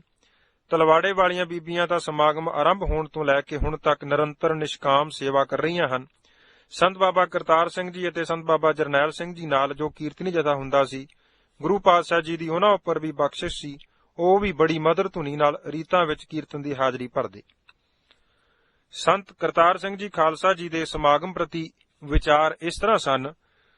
ਸੰਤ ਬਾਬਾ ਕਰਤਾਰ ਸਿੰਘ ਜੀ ਖਾਲਸਾ ਤਾਂ ਆਪਣੀ ਰਚਨਾ ਰਾਹੀਂ ਗੁਰਸ਼ਬਦ ਦੀ ਕਥਾ ਕਰਦੇ ਆਮ ਕਿਹਾ ਕਰਦੇ ਸਨ ਕਿ ਗੁਰ ਅਸਥਾਨ ਤਾਂ ਸਾਰੇ ਹੀ ਪੂਜਣਯੋਗ ਹਨ, ਪਰ ਇਸ ਰਾਮਪੁਰ ਖੇੜੇ ਦੇ ਅਸਥਾਨ ਤੇ ਕਥਾ ਕਰਕੇ ਜਾਂ ਸਿਮਰਨ ਦੀ ਹਾਜ਼ਰੀ ਭਰ ਕੇ ਜੋ ਆਨੰਦ ਆਉਂਦਾ ਹੈ, ਹੋਰ ਕਿਤੇ ਘੱਟ ਹੀ ਮਿਲਦਾ ਹੈ। ਸੋ ਅਸੀਂ ਤਾਂ ਇਹਨਾਂ 8 ਦਿਨਾਂ ਵਿੱਚ ਸਾਰੇ ਸਾਲ ਲਈ ਆਪਣੇ ਹਿਰਦੇ ਦੀ ਬੈਟਰੀ ਨੂੰ ਚਾਰਜ ਕਰਕੇ ਲੈ ਜਾਂਦੇ ਹਾਂ ਤੇ ਫਿਰ ਉਡੀਕ ਕਰੀਦੀ ਹੈ ਕਿ ਇਹ ਦਿਨ ਕਦੋਂ ਆਉਣ। ਇੱਕ ਸਮਾਗਮ ਦੇ ਅਖੀਰਲੇ ਦਿਨ ਉਹਨਾਂ ਨੇ ਸੰਗਤ ਵਿੱਚ ਕਿਹਾ ਕਿ ਟਕਸਾਲ ਦੇ ਸਿੰਘਾਂ ਵਿੱਚ ਗੁਰਬਾਣੀ ਸਿੱਖਣ, ਗੁਰਬਾਣੀ ਪੜ੍ਹਨ, ਕੀਰਤਨ ਕਰਨ ਅਤੇ ਸੁਣਨ ਦੀ ਬੜੀ ਰੁਚੀ ਹੈ, ਪਰ ਇੱਥੇ ਆ ਕੇ ਅਸੀਂ ਜੋ ਨਾਮ ਸਿਮਰਨ ਅਭਿਆਸ ਦੀ ਘਾਟ ਸੀ, ਉਸ ਨੂੰ ਵੀ ਪੂਰਾ ਕੀਤਾ ਹੈ। ਸੰਤ ਬਾਬਾ ਕਰਤਾਰ ਸਿੰਘ ਜੀ ਨੇ ਸਾਰੇ ਜਥੇ ਵਿੱਚ ਸਿਮਰਨ ਕਰਨ ਦੀ ਪ੍ਰਪਾਟੀ ਵੀ ਚਾਲੂ ਕਰ ਦਿੱਤੀ ਸੀ। ਇਸ ਸਮਾਗਮ ਵਿੱਚ ਇੱਕ ਹੋਰ ਵਾਅਦਾ ਹੁੰਦਾ ਹੈ ਕਿ ਸਮਾਗਮ ਦੇ ਆਰੰਭ ਵਿੱਚ ਭਾਵੇਂ ਸੈਂਕੜਿਆਂ ਦੀ ਗਿਣਤੀ ਵਿੱਚ ਸੰਗਤ ਹੋਵੇ ਤੇ ਅਖੀਰਲੇ ਦਿਨਾਂ ਵਿੱਚ ਭਾਵੇਂ ਇਹ ਗਿਣਤੀ ਹਜ਼ਾਰਾਂ ਤੱਕ ਪੁੱਜ ਜਾਵੇ, ਇੱਕ ਭੋਰਾ ਜਿੰਨਾ ਵੀ ਰੌਲਾ ਰੱਪਾ ਨਹੀਂ ਪੈਂਦਾ। ਖਾਸ ਕਰਕੇ ਸਿਮਰਨ ਦੇ ਸਮੇਂ ਤਾਂ ਇੰਜ ਮਹਿਸੂਸ ਹੁੰਦਾ ਹੈ ਸ਼ਾਇਦ ਇਸ ਅਸਥਾਨ ਉੱਤੇ ਕੋਈ ਇੱਕ ਵੀ ਬੰਦਾ ਨਹੀਂ, ਭਾਵ ਇੰਨਾ ਇਕਾਂਤ, ਸ਼ਾਂਤ ਤੇ ਇਕਾਗਰ ਵਾਤਾਵਰਣ ਹੁੰਦਾ ਹੈ। ਨਾਮ ਸਿਮਰਨ ਦਾ ਕੁਦਰਤੀ ਇੰਨਾ ਪ੍ਰਭਾਵ ਹੁੰਦਾ ਹੈ ਕਿ ਕੋਈ ਬੱਚਾ ਵੀ ਆਵਾਜ਼ ਨਹੀਂ ਕੱਢਦਾ। ਜੋ ਇਸ ਨਾਮ ਸਿਮਰਨ ਦੇ ਸਮਾਗਮ ਵਿੱਚ ਇੱਕ ਵਾਰ ਵੀ ਹਾਜ਼ਰੀ ਭਰ ਗਿਆ, ਉਹ ਸਾਲ ਭਰ ਉਡੀਕ ਕਰਦਾ ਕਿ ਇਹ ਸੁਭਾਗਾ ਸਮਾਂ ਕਦੋਂ ਪ੍ਰਾਪਤ ਹੋਵੇ। ਉਹ ਜਗਿਆਸੂ ਕਈ ਹੋਰ ਪ੍ਰੇਮ ਮੱਤੀਆਂ ਰੂਹਾਂ ਨੂੰ ਨਾਮ ਧਨ ਦੀ ਰਾਸ ਵਿਹਾਜਣ ਵਾਸਤੇ ਹਰ ਨਾਮੇ ਕੇ ਹੋਵੋ ਜੋੜੀ ਬਣਾ ਕੇ ਲਿਆਉਂਦਾ। ਇਸ ਸਮਾਗਮ ਨੂੰ ਸਫਲ ਬਣਾਉਣ ਵਾਸਤੇ ਪਹਿਰੇ ਦੀ ਸੇਵਾ ਆਰੰਭ ਵਿੱਚ ਸਾਹ ਕਰਤਾਰ ਸਿੰਘ ਰਸੂਲਪੁਰ, ਫਿਰ ਸਾਹ ਮਹਿੰਦਰ ਸਿੰਘ ਜੀ ਰਾਂਦੀਆਂ, ਅੱਜ ਕੱਲ੍ਹ ਮੇਜਰ ਸਰਦਾਰਾ ਸਿੰਘ ਜੀ ਕਰਿਆ ਕਰਦੇ ਸਨ। ਲੰਗਰ ਦੀ ਸੇਵਾ ਆਰੰਭ ਤੋਂ ਹੀ ਨੰਬਰਦਾਰ ਚੰਨਣ ਸਿੰਘ ਜੀ ਦੇ ਜ਼ਿੰਮੇ ਰਹੀ, ਜੋ ਹੁਣ ਵੀ ਧੰਨ ਭਾਗ ਜਾਣ ਕੇ ਕਰ ਰਹੇ ਹਨ। ਕਮਰਿਆਂ ਦੇ ਵੰਡ ਦੀ ਰਹਿائش ਤੇ ਗਠੜੀ ਘਰ ਦੀ ਸੇਵਾ ਸਾਹ ਹਰਸ਼ਰਨ ਸਿੰਘ ਜੀ, ਜਿਨ੍ਹਾਂ ਨੂੰ ਸਾਰੇ ਪਿਆਰ ਨਾਲ ਭਗਤ ਜੀ ਆਖ ਕੇ ਪੁਕਾਰਦੇ ਹਨ, ਜੋ ਹੈਨ ਵੀ ਭਗਤ ਬਿਰਤੀ ਵਿੱਚ ਬੜੇ ਪ੍ਰੇਮ ਨਾਲ ਅੱਜ ਤੱਕ ਨਿਭਾ ਰਹੇ ਹਨ। ਇਸ ਸਮਾਗਮ ਵਿੱਚ ਬਿਜਲੀ ਤੇ ਰੋਸ਼ਨੀ ਦਾ ਪ੍ਰਬੰਧ ਮਾਸਟਰ ਹਰਭਜਨ ਸਿੰਘ ਜੀ ਚਾਂ ਕਰਦੇ ਤੇ ਸੇਵਾ ਸਿਮਰਨ ਵਿੱਚ ਹਿੱਸਾ ਪਾ ਕੇ ਲਾਹਾ ਖੱਟ ਰਹੇ ਹਨ। ਪਹਿਲੇ ਸਮੇਂ ਜਦੋਂ ਸਮਾਗਮ 1966 ਵਿੱਚ ਆਰੰਭ ਹੋਇਆ ਤਦ ਰਹਿائش ਦਾ ਪ੍ਰਬੰਧ ਘੱਟ ਸੀ, ਜਿਸ ਦੀ ਘਾਟ ਨੂੰ ਪੂਰਾ ਕਰਨ ਲਈ ਤੰਬੂ ਅਤੇ ਸ਼ਾਮਿਆਨੇ ਲਗਾਏ ਜਾਂਦੇ ਸਨ। ਇੱਕ ਵਾਰ ਐਨੇ ਜ਼ੋਰ ਦੀ ਹਨੇਰੀ ਤੇ ਮੀਂਹ ਆਇਆ ਕਿ ਲੱਗੇ ਹੋਏ ਸ਼ਾਮਿਆਨੇ ਤੇ ਤੰਬੂ ਹਵਾ ਵਿੱਚ ਉੱਡ ਗਏ। ਸ਼ਾਮਿਆਨੇ ਪਾਟਣ ਕਾਰਨ ਕਾਫੀ ਨੁਕਸਾਨ ਹੋਇਆ। ਅਗਲੇ ਸਾਲ ਹੀ ਸੰਗਤ ਦੀ ਔਖ ਨੂੰ ਦੂਰ ਕਰਨ ਵਾਸਤੇ ਲੰਗਰ ਛਕਣ ਵਾਸਤੇ ਖੁੱਲ੍ਹਾ ਬਰਾਂਡੇ ਦੀ ਸ਼ਕਲ ਦਾ ਹਾਲ ਤਿਆਰ ਹੋ ਗਿਆ। ਰਹਿائش ਲਈ ਵੀ 6 ਕਮਰੇ ਹੋਰ ਤਿਆਰ ਹੋ ਗਏ। ਇਸ ਸਮਾਗਮ ਨੂੰ ਹੋਰ ਚੰਗੇਰਾ ਬਣਾਉਣ ਲਈ ਸੁਝਾਵਾਂ ਨੂੰ ਦਰਜ ਕਰਨ ਵਾਸਤੇ ਇੱਕ ਰਜਿਸਟਰ ਲਾਇਆ ਹੋਇਆ ਹੈ। ਜੋ ਵੀ ਕੋਈ ਗੁਰੂ ਕਾ ਪਿਆਰਾ ਗੁਰਮਤ ਅਨੁਸਾਰ ਚੰਗੀ ਰਾਏ ਲਿਖ ਜਾਂਦਾ ਹੈ, ਉਸ ਨੂੰ ਅਗਲੇ ਸਮਾਗਮ ਵਿੱਚ ਸੰਗਤ ਦੇ ਨਾਲ ਸਲਾਹ ਕਰਕੇ ਲਾਗੂ ਕਰ ਦਿੱਤਾ ਜਾਂਦਾ ਹੈ। ਅਖੀਰਲੇ ਦਿਨ ਸਾਰੀ ਸੰਗਤ ਵਿੱਚ ਬੇਨਤੀ ਕੀਤੀ ਜਾਂਦੀ ਹੈ ਕਿ ਹਰ ਰੋਜ਼ ਦੇ ਨਿਤਨੇਮ ਦੇ ਨਾਲ ਜਿਵੇਂ ਇਸ ਅਸਥਾਨ ਤੇ ਸਮਾਗਮ ਵਿੱਚ 1 ਘੰਟਾ ਸਵੇਰੇ, 1 ਘੰਟਾ ਬਾਅਦ ਦੁਪਹਿਰ ਲੌਡੇ ਵੇਲੇ, ਅੱਧਾ ਘੰਟਾ ਸੌਣ ਵੇਲੇ ਸਿਮਰਨ ਕਰਕੇ ਪਰਮੇਸ਼ਰ ਜੀ ਦੀ ਯਾਦ ਹਿਰਦੇ ਵਿੱਚ ਵਸਾਉਣ ਦਾ ਸੰਗਤਾਂ ਯਤਨ ਕਰਦੀਆਂ ਹਨ। ਇਸ ਸਮਾਗਮ ਦਾ ਪੂਰਾ ਲਾਹਾ ਤਦ ਹੀ ਹੈ ਜੇਕਰ ਆਪਾਂ ਆਪੋ ਆਪਣੇ ਘਰਾਂ ਵਿੱਚ ਜਾ ਕੇ ਵੀ ਥੋੜੇ ਤੋਂ ਥੋੜਾ ਤੇ ਵੱਧ ਤੋਂ ਵੱਧ ਸਮਾਂ ਸਿਮਰਨ ਕਰਨ ਲਈ ਜ਼ਰੂਰ ਕੱਢੀਏ। ਜੋ ਗੁਰਸਿੱਖ ਇਸ ਸਮਾਗਮ ਦੀ ਸਮਾਪਤੀ ਤੋਂ ਅਗਲੇ ਸਮਾਗਮ ਦੀ ਆਰੰਭਤਾ ਤੱਕ ਜਿੰਨਾ ਵੀ ਸਮਾਂ ਸਿਮਰਨ ਹਰ ਰੋਜ਼ ਕਰਨਗੇ, ਆਪਣੇ ਨਾਂ ਰਜਿਸਟਰ ਤੇ ਲਿਖ ਕੇ ਜਾਣ। ਕਾਫੀ ਸੰਗਤ ਜੋ ਅੱਗੇ ਸਿਮਰਨ ਤੋਂ ਵਾਂਝੀ ਹੁੰਦੀ, ਇਸ ਬੇਨਤੀ ਨੂੰ ਅਪਣਾ ਕੇ ਆਪਣੇ ਜੀਵਨ ਦੇ ਸਮੇਂ ਨੂੰ ਸਿਮਰਨ ਦੁਆਰਾ ਸਫਲ ਕਰਨ ਲਈ ਪ੍ਰਣ ਕਰਕੇ ਜਾਂਦੇ ਹਨ। ਧਾਰਮਿਕ ਪੱਖ ਤੋਂ ਬੱਚਿਆਂ ਨੂੰ ਉਤਸ਼ਾਹਿਤ ਕਰਨ ਲਈ ਅਤੇ ਆਪਣੇ ਵਿਰਸੇ ਤੋਂ ਜਾਣੂ ਕਰਵਾਉਣ ਲਈ ਬਾਬਾ ਜੀ ਤੋਂ ਬਾਅਦ 1984 ਈਸਵੀ ਦੇ ਸਮਾਗਮ ਵਿੱਚ ਹੇਠ ਲਿਖਿਆ ਪ੍ਰੋਗਰਾਮ ਉਚੇਚਾ ਉਲੀਕਿਆ ਗਿਆ ਹੈ। ਇਸ ਵਿੱਚ ਬੱਚਿਆਂ ਦੇ ਗੁਰਬਾਣੀ ਕੰਠ ਮੁਕਾਬਲੇ ਕਰਵਾਉਣ ਤੇ ਆਪਣੇ ਇਤਿਹਾਸ ਦੀ ਵਾਕਫੀਅਤ ਵੀ ਸ਼ਾਮਲ ਹੈ। ਬੱਚਿਆਂ ਦੀ ਯੋਗਤਾ ਨੂੰ ਪਰਖਣ ਵਾਸਤੇ ਸਮਾਗਮ ਵਿੱਚ ਸ਼ੁੱਕਰਵਾਰ ਦਾ ਦਿਨ ਨਿਯਤ ਕੀਤਾ ਹੈ। ਗੁਰਮੁਖ ਵਿਦਿਆਰਥੀਆਂ ਦਾ ਗੁਰਬਾਣੀ ਕੰਠ ਸਿਲੇਬਸ ਇਸ ਅਨੁਸਾਰ ਹੈ। 3 ਦਰਜੇ ਬਣਾਏ ਗਏ ਹਨ। ਪਹਿਲਾ ਦਰਜਾ ਜੋ 11 ਸਾਲ ਦੀ ਉਮਰ ਤੱਕ ਬੱਚੇ ਤੇ ਬੱਚੀਆਂ ਦਾ ਹੈ, ਉਹਨਾਂ ਵਾਸਤੇ ਜਪਜੀ ਸਾਹਿਬ, ਰਹਿਰਾਸ ਤੇ ਕੀਰਤਨ ਸੋਲਾ ਜ਼ੁਬਾਨੀ ਕੰਠ ਹੋਣਾ ਜ਼ਰੂਰੀ ਹੈ। ਦੂਜਾ ਦਰਜਾ ਜਿਸ ਵਿੱਚ 12 ਤੋਂ 16 ਸਾਲ ਤੱਕ ਬੱਚੇ ਆਉਂਦੇ ਹਨ, ਉਹਨਾਂ ਨੂੰ ਪੂਰਾ 7 ਬਾਣੀਆਂ ਦਾ ਨਿਤਨੇਮ ਜ਼ੁਬਾਨੀ ਯਾਦ ਹੋਣਾ ਜ਼ਰੂਰੀ ਹੈ। ਤੀਜਾ ਦਰਜਾ ਜਿਸ ਵਿੱਚ 17 ਸਾਲ ਤੋਂ 21 ਸਾਲ ਦੀ ਉਮਰ ਤੱਕ ਦੇ ਸਿੰਘ ਸਿੰਘਣੀਆਂ ਭਾਗ ਲੈ ਸਕਦੇ ਹਨ, ਉਹਨਾਂ ਵਾਸਤੇ ਕੰਠ ਬਾਣੀਆਂ ਜੋ ਹਨ ਉਹਨਾਂ ਦਾ ਵੇਰਵਾ ਹੈ। ਜਪਜੀ ਸਾਹਿਬ, ਜਾਪ ਸਾਹਿਬ, ਸਵਈਏ, ਬੇਨਤੀ ਚੌਪਈ, ਆਨੰਦ ਸਾਹਿਬ ਪੂਰਾ, ਰਹਿਰਾਸ ਸਾਹਿਬ, ਕੀਰਤਨ ਸੋਲਾ, ਸੁਖਮਨੀ ਸਾਹਿਬ ਜਾਂ ਆਸਾ ਜੀ ਦੀ ਵਾਰ। ਇਸ ਤੋਂ ਇਲਾਵਾ ਤੀਜੇ ਦਰਜੇ ਦੇ ਬੱਚਿਆਂ ਲਈ ਅੰਮ੍ਰਿਤਧਾਰੀ ਹੋਣਾ ਵੀ ਜ਼ਰੂਰੀ ਰੱਖਿਆ ਗਿਆ ਹੈ। ਸਮਾਗਮ ਦੀ ਸਮਾਪਤੀ ਦੀ ਅਰਦਾਸ ਤੋਂ ਪਹਿਲਾਂ ਉਹਨਾਂ ਸਾਰੇ ਬੱਚਿਆਂ ਨੂੰ ਯੋਗਤਾ ਅਨੁਸਾਰ ਸ਼ੀਲਡਾਂ, ਧਾਰਮਿਕ ਪੁਸਤਕਾਂ, ਸਰੋਪੇ ਤੇ ਪ੍ਰਸ਼ਾਦ ਆਦਿ ਦੇ ਕੇ ਸਾਰੀ ਸੰਗਤ ਵਿੱਚ ਸਨਮਾਨਿਤ ਕੀਤਾ ਜਾਂਦਾ ਹੈ, ਜਿਸ ਕਰਕੇ ਬੱਚਿਆਂ ਨੂੰ ਗੁਰਬਾਣੀ ਕੰਠ ਕਰਨ ਲਈ, ਆਪਣੇ ਇਤਿਹਾਸ ਨਾਲ ਜੁੜਨ ਲਈ ਹੋਰ ਉਤਸ਼ਾਹ ਮਿਲਦਾ ਹੈ। ਇਹਨਾਂ ਨੂੰ ਸਨਮਾਨ ਮਿਲਦਾ ਵੇਖ ਕੇ ਹੋਰ ਨਵੇਂ ਬੱਚਿਆਂ ਨੂੰ ਗੁਰਬਾਣੀ ਕੰਠ ਕਰਨ ਲਈ ਉਤਸ਼ਾਹ ਪ੍ਰਾਪਤ ਹੁੰਦਾ ਹੈ। ਪਿਛਲੇ ਕੁਝ ਸਾਲਾਂ ਤੋਂ ਗਰਮੀ ਜ਼ਿਆਦਾ ਹੋਣ ਕਾਰਨ ਹੁਣ ਇਹ ਨਾਮ ਅਭਿਆਸ ਕਮਾਈ ਸਮਾਗਮ ਅਕਤੂਬਰ ਦੇ ਪਹਿਲੇ ਐਤਵਾਰ ਤੋਂ ਆਰੰਭ ਹੋ ਕੇ ਦੂਸਰੇ ਐਤਵਾਰ ਤੱਕ 8 ਦਿਨ ਨਿਰੰਤਰ ਚੱਲਦਾ ਹੈ। ਸੰਗਤਾਂ ਦੀ ਨਾਮ ਸਿਮਰਨ ਦੀ ਮੰਗ ਨੂੰ ਮੁੱਖ ਰੱਖ ਕੇ ਨਾਮ ਅਭਿਆਸ ਕਮਾਈ ਦੇ ਪ੍ਰੋਗਰਾਮ ਵਿੱਚ ਹਾਜ਼ਰੀ ਭਰਨ ਲਈ ਪੂਰਾ ਸਾਲ 1 ਸਾਲ ਦੀ ਉਡੀਕ ਕਰਨੀ ਪੈਂਦੀ ਹੈ। ਸੋ ਇਸ ਲਈ ਸਮਾਗਮਾਂ ਵਿੱਚ ਵਾਧਾ ਕੀਤਾ ਗਿਆ ਹੈ। ਅਕਤੂਬਰ ਦੇ ਸਮਾਗਮ ਤੋਂ ਇਲਾਵਾ ਮਹਾਂਪੁਰਖਾਂ ਦੀ ਸਾਲਾਨਾ ਬਰਸੀ ਤੇ 1, 2, 3 ਜਨਵਰੀ 3 ਦਿਨ ਪਿੱਛੇ ਦੱਸੇ ਪ੍ਰੋਗਰਾਮ ਅਨੁਸਾਰ ਨਾਮ ਅਭਿਆਸ ਕਮਾਈ ਸਮਾਗਮ ਰਚਿਆ ਜਾਂਦਾ ਹੈ। 3 ਤੇ 4 ਜਨਵਰੀ ਦੀ ਰਾਤ ਨੂੰ ਨਰੋਲ ਕੀਰਤਨ ਦਰਬਾਰ ਸਜਦਾ ਹੈ। 4 ਜਨਵਰੀ ਨੂੰ ਰਹਿਣ ਸਵਾਈ ਦੇ ਭੋਗ ਉਪਰੰਤ ਵੀ ਸ੍ਰੀ ਅਖੰਡ ਪਾਠ ਸਾਹਿਬ ਜੀ ਦੇ ਭੋਗ, ਸਾਰਾ ਦਿਨ ਕੀਰਤਨ ਕਥਾ ਤੇ ਗੁਰਮਤਿ ਵਿਚਾਰਾਂ ਦਾ ਪ੍ਰਵਾਹ ਚੱਲਦਾ ਹੈ ਤੇ ਮਹਾਂਪੁਰਸ਼ਾਂ ਦੀ ਯਾਦ ਨੂੰ ਹਿਰਦੇ ਵਿੱਚ ਤਰੋਤਾਜ਼ਾ ਕਰਨ ਲਈ ਅਤੇ ਉਹਨਾਂ ਦੇ ਜੀਵਨ ਤੋਂ ਪ੍ਰੇਰਨਾ ਲੈਣ ਲਈ ਸੰਗਤਾਂ ਇਕੱਤਰ ਹੋ ਕਰਕੇ ਜਿੱਥੇ ਆਪਣਾ ਲੋਕ ਸੁਖੀ ਪਰਲੋਕ ਸੁਹੇਲਾ ਕਰਦੀਆਂ ਹਨ ਤੇ ਨਾਮ ਸਿਮਰਨ ਨਾਲ ਜੁੜਦੀਆਂ ਹਨ। ਸੋ ਨਵੀਂ ਸਦੀ ਦੇ ਆਰੰਭ ਹੋਣ ਤੇ ਇੱਕ ਹੋਰ 8 ਦਿਨਾਂ ਨਾਮ ਅਭਿਆਸ ਕਮਾਈ ਸਮਾਗਮ ਅਪ੍ਰੈਲ ਦੇ ਪਹਿਲੇ ਐਤਵਾਰ ਨੂੰ ਸ਼ੁਰੂ ਕਰਕੇ ਅਗਲੇਰੇ ਐਤਵਾਰ ਤੱਕ ਚੱਲਦਾ ਹੈ। ਸੋ ਤਿੰਨਾਂ ਨਾਮ ਸਿਮਰਨ ਦੇ ਸਮਾਗਮਾਂ ਦੀਆਂ ਤਰੀਕਾਂ ਪੱਕੀਆਂ ਹਨ। ਸੋ ਸੰਗਤਾਂ ਦੇ ਜਿਹਨ ਗੋਚਰੇ ਕਰਨ ਲਈ ਦੁਬਾਰਾ ਦੱਸ ਦਿੱਤਾ ਜਾਂਦਾ ਹੈ ਕਿ ਅਪ੍ਰੈਲ ਦੇ ਪਹਿਲੇ ਐਤਵਾਰ ਤੋਂ ਦੂਸਰੇ ਐਤਵਾਰ ਤੱਕ 8 ਦਿਨਾਂ ਨਾਮ ਅਭਿਆਸ ਕਮਾਈ ਸਮਾਗਮ, ਅਕਤੂਬਰ ਦੇ ਪਹਿਲੇ ਐਤਵਾਰ ਤੋਂ ਦੂਸਰੇ ਐਤਵਾਰ ਤੱਕ ਨਾਮ ਅਭਿਆਸ ਕਮਾਈ ਸਮਾਗਮ 8 ਦਿਨਾਂ ਦਾ ਰਚਿਆ ਜਾਂਦਾ ਹੈ ਅਤੇ ਜਨਵਰੀ ਦੀ ਪਹਿਲੀ, 2, 3 ਤੇ 4 ਤਰੀਕ ਨੂੰ ਇਹ ਨਾਮ ਅਭਿਆਸ ਕਮਾਈ ਸਮਾਗਮ ਜੋ ਹਨ ਇਹਨਾਂ ਵਿੱਚ ਹਜ਼ਾਰਾਂ ਦੀ ਗਿਣਤੀ ਵਿੱਚ ਸੰਗਤਾਂ ਪੁੱਜ ਕੇ ਲਾਹਾ ਪ੍ਰਾਪਤ ਕਰਦੀਆਂ ਹਨ। ਸਿਮਰਨ ਤੁਸੀਂ ਵੀ ਨਹੀਂ ਕੀਤਾ। ਨਾਮ ਅਭਿਆਸ ਕਮਾਈ ਸਮਾਗਮ ਦਾ 8 ਦਿਨਾਂ ਪ੍ਰੋਗਰਾਮ ਚੱਲ ਰਿਹਾ ਸੀ। ਸ਼ਾਮ ਦੇ ਦੀਵਾਨ ਦੀ ਹਾਜ਼ਰੀ ਭਰਨ ਤੋਂ ਵਿਹਲੇ ਹੋ ਕੇ ਬਾਬਾ ਜੀ ਆਰਾਮ ਕਰਨ ਲਈ ਤਿਆਰ ਸਨ। 8-10 ਪ੍ਰੇਮੀ ਆਪ ਜੀ ਪਾਸ ਬੈਠੇ ਗੁਰਮਤ ਦੇ ਬਚਨ ਬਿਲਾਸ ਕਰ ਰਹੇ ਸਨ ਕਿ ਸਰਦਾਰ ਕਰਤਾਰ ਸਿੰਘ ਰਸੂਲਪੁਰ ਵਾਸੀ, ਜਿਨ੍ਹਾਂ ਨੂੰ ਜਥੇਦਾਰ ਕਰਕੇ ਵੀ ਜਾਣਿਆ ਜਾਂਦਾ ਹੈ, ਬਾਬਾ ਜੀ ਨੂੰ ਸੰਗਤ ਵਿੱਚ ਬੈਠੇ ਵੇਖ ਕੇ ਬੜੀ ਕਾਹਲੀ ਨਾਲ ਆਪ ਜੀ ਪਾਸ ਪੁੱਜੇ ਤੇ ਗੁਰਮਤ ਦੀ ਵਿਚਾਰ ਜੋ ਚੱਲ ਰਹੀ ਸੀ ਉਸ ਨੂੰ ਧੀਰਜ ਨਾਲ ਸੁਣਨ ਦੀ ਥਾਂ ਆਉਂਦੇ ਹੀ ਚੱਲ ਰਹੀ ਵਿਚਾਰ ਨੂੰ ਰੋਕਣ ਲਈ ਜ਼ੋਰ ਦੀ ਵਾਹਿਗੁਰੂ ਜੀ ਕਾ ਖਾਲਸਾ ਵਾਹਿਗੁਰੂ ਜੀ ਕੀ ਫਤਿਹ ਬੁਲਾਈ। ਬਾਬਾ ਜੀ ਅਤੇ ਸਾਰੀ ਸੰਗਤ ਦਾ ਧਿਆਨ ਉਧਰ ਹੋ ਗਿਆ। ਸਾਰਿਆਂ ਨੇ ਫਤਿਹ ਦਾ ਉੱਤਰ ਦਿੱਤਾ। ਜਥੇਦਾਰ ਕਰਤਾਰ ਸਿੰਘ ਨੇ ਚੱਲ ਰਹੀ ਗੁਰਮਤ ਦੀ ਵਿਚਾਰ ਨੂੰ ਸੁਣਨ ਲਈ ਭੋਰਾ ਜਿੰਨਾ ਵੀ ਜੇਰਾ ਨਾ ਕੀਤਾ ਤੇ ਬਾਬਾ ਜੀ ਨੂੰ ਆਖਣ ਲੱਗੇ ਕਿ ਬਾਬਾ ਜੀ, ਮੈਂ ਤੁਹਾਡੇ ਪਾਸ ਇੱਕ ਸ਼ਿਕਾਇਤ ਲੈ ਕੇ ਆਇਆ ਹਾਂ। ਬਾਬਾ ਜੀ ਨੇ ਆਪਣੇ ਸਹਿਨਸ਼ੀਲ ਸੁਭਾਅ ਅਨੁਸਾਰ ਆਖਿਆ ਕਿ ਦੱਸੋ ਜਥੇਦਾਰ ਜੀ, ਕੀ ਸ਼ਿਕਾਇਤ ਲਿਆਏ ਹੋ? ਕਰਤਾਰ ਸਿੰਘ ਨੇ ਕਿਹਾ ਕਿ ਬਾਬਾ ਜੀ, ਅੱਜ ਜੋ ਸ਼ਾਮ ਦਾ 4 ਤੋਂ 5 ਵਜੇ ਦਾ ਸਿਮਰਨ ਸੀ, ਉਸ ਵਿੱਚ ਬਲਵੰਤ ਸਿੰਘ ਨਾਮ ਦੇ ਪ੍ਰੇਮੀ ਨੇ ਸਿਮਰਨ ਨਹੀਂ ਕੀਤਾ। ਬਾਬਾ ਜੀ ਨੇ ਸੁਭਾਵਕ ਉੱਤਰ ਦਿੱਤਾ ਕਿ ਤੁਸੀਂ ਉਸ ਨੂੰ ਬੇਨਤੀ ਕਰ ਦੇਣੀ ਸੀ ਕਿ ਬਾਹਰ ਘੁੰਮਣ ਫਿਰਨ ਦੀ ਥਾਂ ਸੰਗਤ ਵਿੱਚ ਬੈਠ ਕੇ ਸਿਮਰਨ ਕਰੋ, ਕਿਉਂਕਿ ਆਪਾਂ ਸਾਰਿਆਂ ਦਾ ਹੀ ਫਰਜ਼ ਬਣਦਾ ਹੈ ਕਿ ਆਪਾਂ ਸਾਰੇ ਸੰਗਤੀ ਰੂਪ ਵਿੱਚ ਨਾਮ ਬਾਣੀ ਕਥਾ ਕੀਰਤਨ ਦਾ ਲਾਹਾ ਪ੍ਰਾਪਤ ਕਰਨ ਆਏ ਹਾਂ। ਘਰਾਂ ਦੇ ਕੰਮਕਾਰ ਵੀ ਛੱਡੇ ਨੇ, ਜੇ ਫਿਰ ਵੀ ਆਪਾਂ ਸੰਗਤ ਵਿੱਚ ਬੈਠ ਕੇ ਲਾਹਾ ਪ੍ਰਾਪਤ ਨਾ ਕੀਤਾ, ਢਿੱਲ ਵਰਤੀ, ਤਾਂ ਫਿਰ ਲੋਕ ਗਇਓ ਪਰਲੋਕ ਗਵਾਇਓ ਵਾਲੀ ਗੱਲ ਹੀ ਹੈ ਨਾ। ਕਰਤਾਰ ਸਿੰਘ ਨੇ ਉੱਤਰ ਦਿੱਤਾ, ਬਾਬਾ ਜੀ, ਬਲਵੰਤ ਸਿੰਘ ਬਾਹਰ ਨਹੀਂ ਘੁੰਮਦਾ ਸੀ, ਉਹ ਤਾਂ ਸੰਗਤ ਵਿੱਚ ਹੀ ਬੈਠਾ ਸੀ ਤੇ ਅੱਖਾਂ ਖੋਲ ਕੇ ਇੱਧਰ ਉੱਧਰ ਵੇਖਦਾ ਰਿਹਾ। ਬਾਬਾ ਜੀ ਕਹਿਣ ਲੱਗੇ ਕਿ ਜਥੇਦਾਰ ਜੀ, ਤੁਸੀਂ ਕਿੱਥੇ ਸੋ? ਕਰਤਾਰ ਸਿੰਘ ਨੇ ਉੱਤਰ ਦਿੱਤਾ ਕਿ ਮੈਂ ਵੀ ਸੰਗਤ ਵਿੱਚ ਬੈਠਾ ਸਿਮਰਨ ਕਰ ਰਿਹਾ ਸੀ। ਬਾਬਾ ਜੀ ਥੋੜਾ ਮੁਸਕਰਾਏ ਤੇ ਜਥੇਦਾਰ ਕਰਤਾਰ ਸਿੰਘ ਨੂੰ ਮੁਖਾਤਬ ਕਰਕੇ ਕਹਿਣ ਲੱਗੇ, ਜਥੇਦਾਰ ਜੀ, ਜੇ ਬਲਵੰਤ ਸਿੰਘ ਨੇ ਸਿਮਰਨ ਨਹੀਂ ਕੀਤਾ ਤਾਂ ਸਿਮਰਨ ਤਾਂ ਤੁਸੀਂ ਵੀ ਨਹੀਂ ਕੀਤਾ।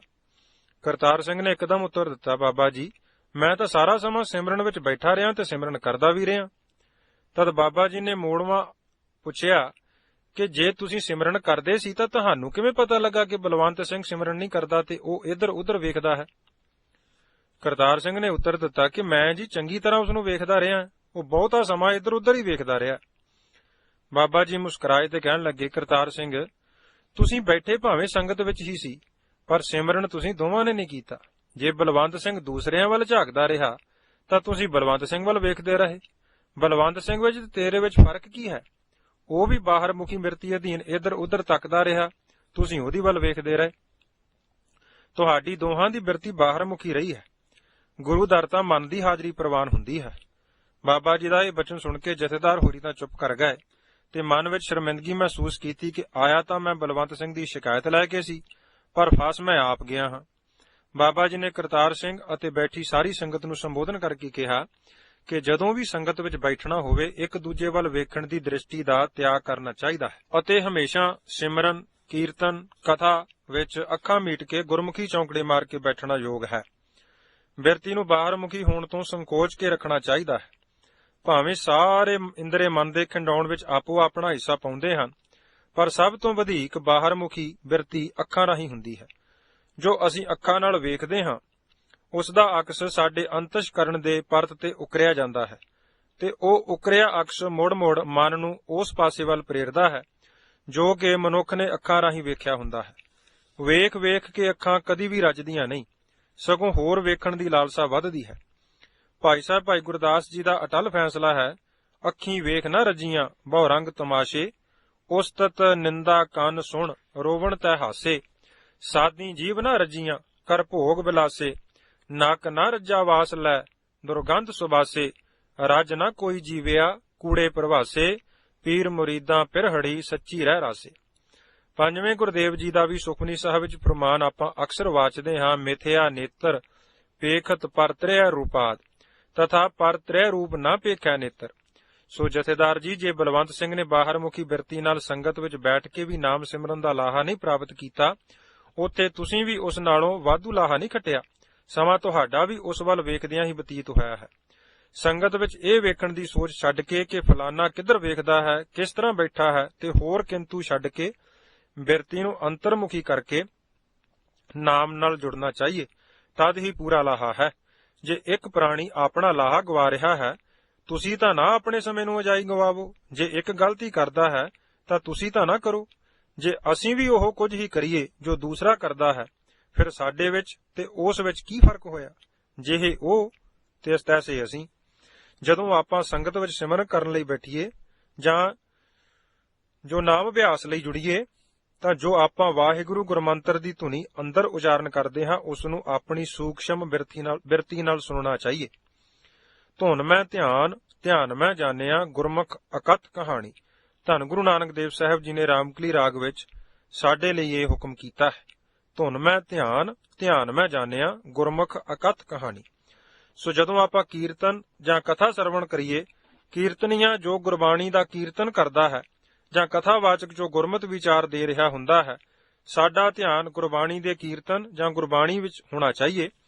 ਜਦੋਂ ਆਪਾਂ ਸੁਣਨ ਵਾਲੀ ਬਿਰਤੀ ਬਣਾ ਲਵਾਂਗੇ ਫਿਰ ਸੁਣਿਐ ਲਾਗੈ ਸਹਿਜ ਧਿਆਨ, ਨਾਨਕ ਭਗਤਾਂ ਸਦਾ ਵਿਗਾਸ, ਸੁਣਿਐ ਦੁਖ ਪਾਪ ਕਾ ਨਾਸ ਦੀ ਖੇਡ ਖੇਡੀ ਜਾਵੇਗੀ। ਸੁਣਨ ਨਾਲ ਹੀ ਖਿੰਡਾਓ ਵਾਲੀ ਬਿਰਤੀ ਵਿੱਚ ਇਕਾਗਰਤਾ ਆਉਂਦੀ ਹੈ। ਸੋ ਹਮੇਸ਼ਾ ਧਿਆਨ ਰੱਖਣਾ ਚਾਹੀਦਾ ਹੈ ਕਿ ਆਪਾਂ ਥੋੜੇ ਸਮੇਂ ਵਿੱਚੋਂ ਬਹੁਤਾ ਲਾਹਾ ਪ੍ਰਾਪਤ ਕਰੀਏ। ਬਾਬਾ ਜੀ ਨੇ ਅਖੀਰ ਵਿੱਚ ਫਰਮਾਇਆ ਕਿ ਆਪਾਂ ਨੂੰ ਬਾਬਾ ਫਰੀਦ ਜੀ ਦਾ ਉਪਦੇਸ਼ ਆਪਣੇ ਹਿਰਦੇ ਵਿੱਚ ਧਾਰਨ ਕਰਨਾ ਚਾਹੀਦਾ ਹੈ। ਫਰੀਦਾ, ਜੇ ਤੂੰ ਅਕਲ ਲਤੀਫ, ਕਾਲੇ ਲਿਖ ਨਾ ਲੇਖ, ਆਪਨੜੇ ਗਿਰੀਵਾਨ ਮੈਂ ਸਿਰ ਨੀਵਾਂ ਕਰ ਦੇਖ।